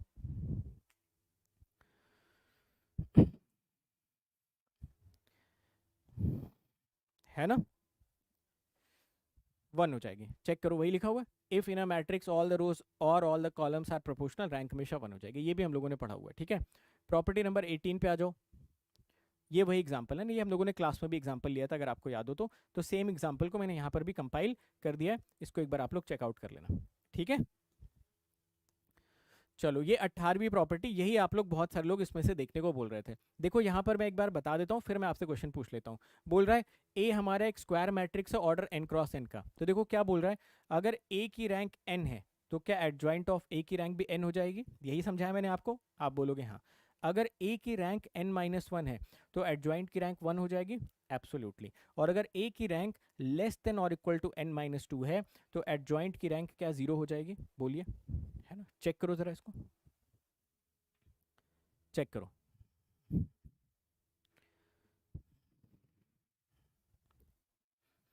इतनी सारी प्रॉपर्टी कैसे याद करोगे भाई, 70-80% प्रॉपर्टी पहले ही याद करवा रखी है आपको, कितनी सारी प्रॉपर्टी होगी, 2-3 प्रॉपर्टी एक्स्ट्रा आपको याद करनी, सारी प्रॉपर्टीज आपको पहले ही याद करवा रखी है। अरे भाई एलिमेंट्री ट्रांसफॉर्मेशन रैंक चेंज नहीं करता, ये आपको पहले से पता है। और अगर कोई मैट्रिक्स नल मैट्रिक्स होता है उसकी रैंक हमेशा जीरो होती है। अगर आपका कोई स्केलर मैट्रिक्स होता है, आइडेंटिटी मैट्रिक्स होता है, उसकी रैंक n हो जाती है हमेशा। Rank of a is always less than और equal to minimum of m comma n, ये पहले ही पढ़ रखा है। रो मैट्रिक्स की रैंक या तो जीरो या तो वन, कॉलम मैट्रिक्स की रैंक या तो जीरो या तो वन। ए बी को मल्टीप्लाई कर दोगे तो रैंक या तो जीरो या तो वन। किसी मैट्रिक्स के सारे एलिमेंट सेम हो गए तो रैंक वन, प्रोपोर्शनल हो गए तो रैंक वन। एडजॉइंट वाला भी समझा दिया। तो 80-90% तो पहले ही याद करवा दिया यार, उसमें क्या याद करना आपको। 12 13 14 आपको बस एक्स्ट्रा याद करने के लिए बोला मैंने। 12 13 14, 12 13 14 वाले में आपको क्या करना है, लिख लिख के उसको याद करना, और क्या करोगे। अब इसमें इतनी सारी क्या प्रॉपर्टी हो गई। अब अगर किसी को ये प्रॉपर्टी प्रूफ करनी है तो आपको किसी मैट्रिक्स का एडजॉइंट निकालना आता है, बोलो हाँ या ना। आता है, ठीक है। तो एक ऐसा मैट्रिक्स ले लो जिसकी रैंक n हो और उसका एडजॉइंट लेके उसकी रैंक कैलकुलेट कर लो। जैसे कि एक सिंपल सा एग्जांपल आपको देता हूँ, आइडेंटिटी मैट्रिक्स ले लो, है ना। चलो मैं आपको कुछ होमवर्क्स दे देता हूँ, आप इसको ट्राई करना, ठीक है। अब यार एडजॉइंट निकाल के मैं प्रूफ तो नहीं करूंगा ना, ये तो आप ही को करना पड़ेगा। चलो, आप सभी लोग इस बात पे अग्री करते हो कि इसकी रैंक 3 है, 3 × 3 का मैट्रिक्स है, बोलो।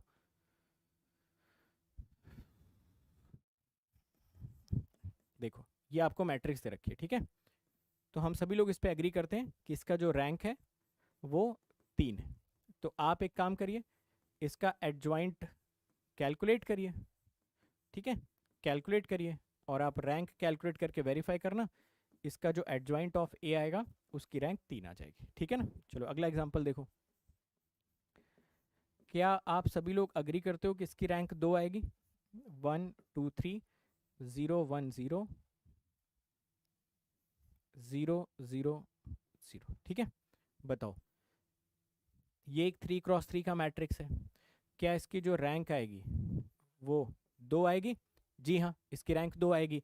अब क्या आप इसका एडजॉइंट निकाल लोगे। एडजॉइंट निकालने का मतलब क्या होता है यार, एडजॉइंट निकालने का मतलब पहले माइनर मैट्रिक्स बना लेना, माइनर मैट्रिक्स बनाने के बाद उसको कोफैक्टर मैट्रिक्स में कन्वर्ट कर लेना, फिर ट्रांसपोज ले लेना। बताया था आपको कैसे निकालना, ठीक है। इस एलिमेंट का माइनर क्या आएगा, इसका क्या आएगा, इसका क्या आएगा, सबका माइनर मैट्रिक्स बनाना, कोफैक्टर लेना, ट्रांसपोज ले लेना, कैलकुलेट करके चेक करना, ये आप खुद से निकालना, और यहाँ से चेक करना कि जब आप इसके एडजॉइंट ऑफ ए की रैंक कैलकुलेट करोगे ना, आपको आंसर 1 मिलेगा, ठीक है। एक तीसरा एग्जांपल भी आपको दे देता हूँ। ये 3 काम जिसको प्रॉपर्टी में और तसल्ली चाहिए वो करके देख सकता है। 1 2 3 0 0 0 0 0 0, ठीक है। क्या आप सभी लोग अग्री करते हो कि इसकी जो रैंक आएगी वो 1 आ जाएगी। जी हाँ, है ना। मैं यहाँ पर लिख भी देता हूँ, ये जो 3 है ये n को रिप्रेजेंट कर रहा है, ये जो 2 है ये n-1 को रिप्रेजेंट कर रहा है, ये जो 1 है ये भी n-2 को रिप्रेजेंट कर रहा है। क्या आप में से सभी लोग यहाँ से एडजॉइंट ऑफ ए कैलकुलेट कर लोगे। कैलकुलेट करना है, एडजॉइंट ऑफ है, यहाँ पे नल मैट्रिक्स आ जाएगी, आप इसकी रैंक कैलकुलेट करके देखिएगा, आपको आंसर मिल जाएगा 0। तो मैं क्या बोल रहा हूँ कि ये प्रॉपर्टी हमको याद होनी चाहिए डायरेक्टली, समझ गए ना। प्रॉपर्टी हमको क्या होनी चाहिए, डायरेक्टली याद होनी चाहिए, समझे मेरी बात को।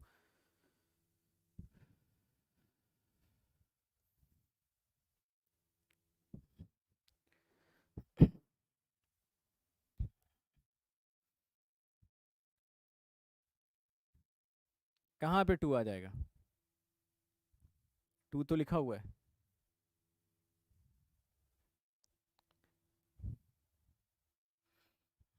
टू तो लिखा हुआ भाई, और कैसा 2 लिख दें।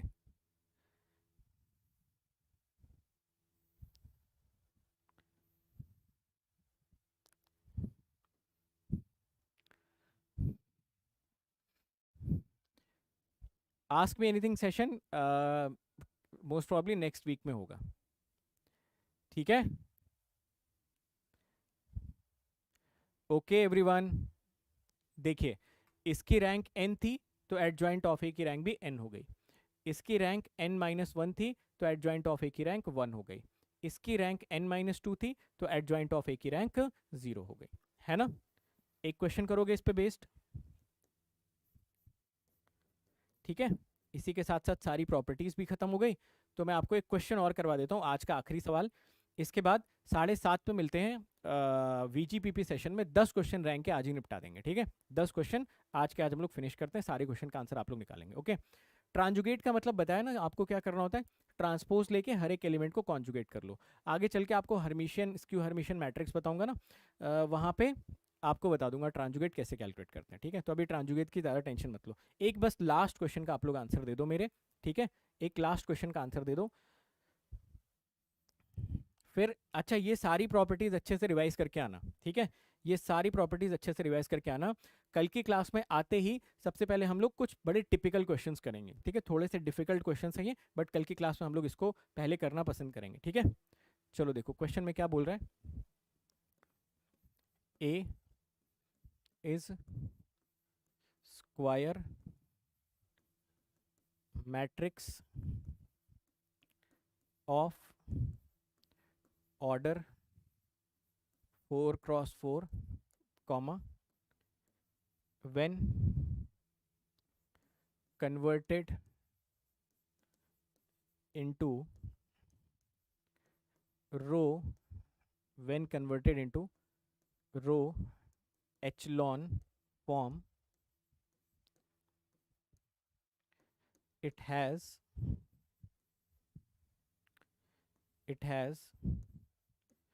nullity of 1. Calculate, देखो क्या क्या कैलकुलेट करने के लिए बोल रहा है।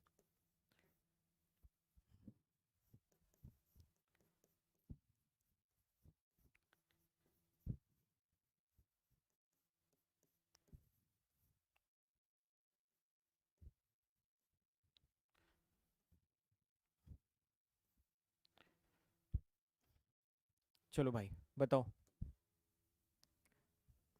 Numerical answer type, NAT type question है।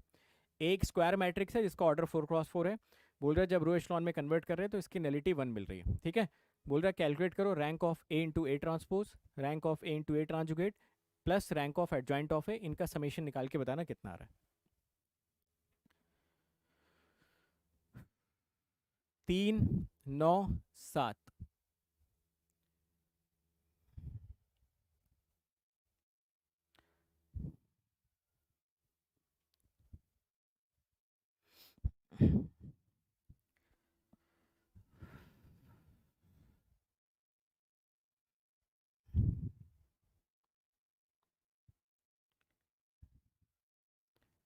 9, 7, 3, यार क्या कर रहे हो यार, क्या कर रहे हो भाई। चलो देखो, ए का ऑर्डर दे रखा है क्वेश्चन में 4x4 का, ठीक है। अगर इसकी नलिटी 1 है तो इसकी रैंक कोई बता सकता है कितनी हो जाएगी। क्या इसकी रैंक 3 है, which is as good as n-1।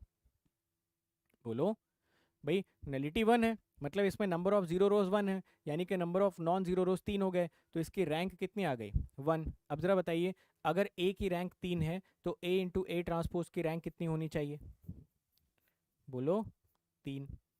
तो ए इंटू ए ट्रांजुगेट की रैंक कितनी होनी चाहिए, 3।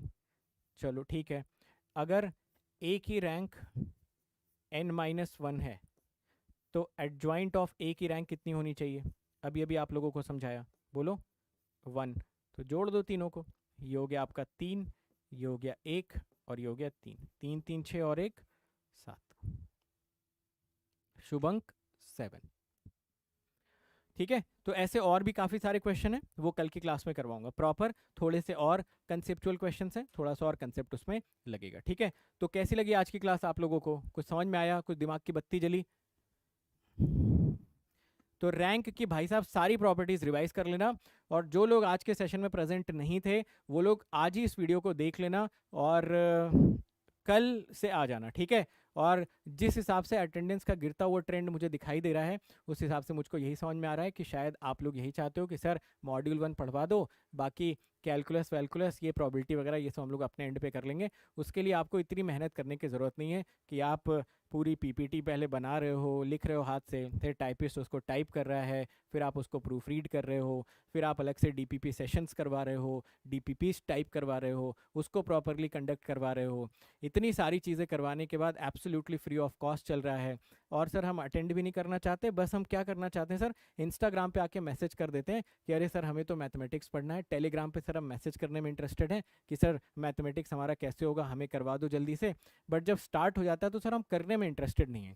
तो मुझे तो ऐसा लगता है कि शायद आप लोग यही चाहते हो। उसमें देखो मेरी भी बैंडविड्थ बचेगी, आप लोग भी रिलैक्स ही हो जाओगे, क्लास में नहीं आ रहे हो तो अच्छी बात है कि घर ही पे बैठो, मैं फालतू में यहाँ पे खड़ा हूँ। चलो, तो मुझे तो यार यही लग रहा है, बाकी यार अब पड़ेगा, समझ गए। बाकी ये ज़ीरो कॉस्ट ईएमआई भी आप ले सकते हो। Thank you so much. और जाने से पहले जाने से पहले पहले तो जो पिछला वाला वीडियो था उस पर सभी लोगों ने सही से आंसर दिया था। और एक लास्ट इसमें डिस्कशन ये है कि कल वाला जो टॉपिक होगा उसका आइडिया आप अच्छी तरीके से तभी ले पाएंगे जो आपने आज की क्लास और पिछली रैंक की क्लासेस अच्छे से रिवाइज करी होंगी। तो सारी क्लासेस को बहुत अच्छे से रिवाइज कर लेना, कल की क्लास में प्रेजेंट रहते हैं। लीनियर अलजेब्रा में मॉड्यूल 1 में एक बार ट्रेंड ऑब्जर्व करते हैं, फिर मॉड्यूल 2 की आप लोगों से चर्चा करी जाएगी। ठीक है, स्कॉलरशिप का जो भी होगा वो आपको मेल पे आ जाएगा। ठीक है, जिन लोगों ने भी आज टेस्ट दिया होगा, मेरे ख्याल से बहुत सारे लोगों ने दिया होगा, स्कॉलरशिप का जो भी आप लोगों को स्कॉलरशिप का डिस्काउंट मिलेगा वो आपके मेल पे आपसे कम्युनिकेट कर दिया जाएगा। Thank you so much. 7:30 पे मिलते हैं डीपीपी सेशन में। ठीक है, स्पेशल क्लास में नीचे लिंक दे रखा है, आ जाओ। चलो, thank you so much everyone.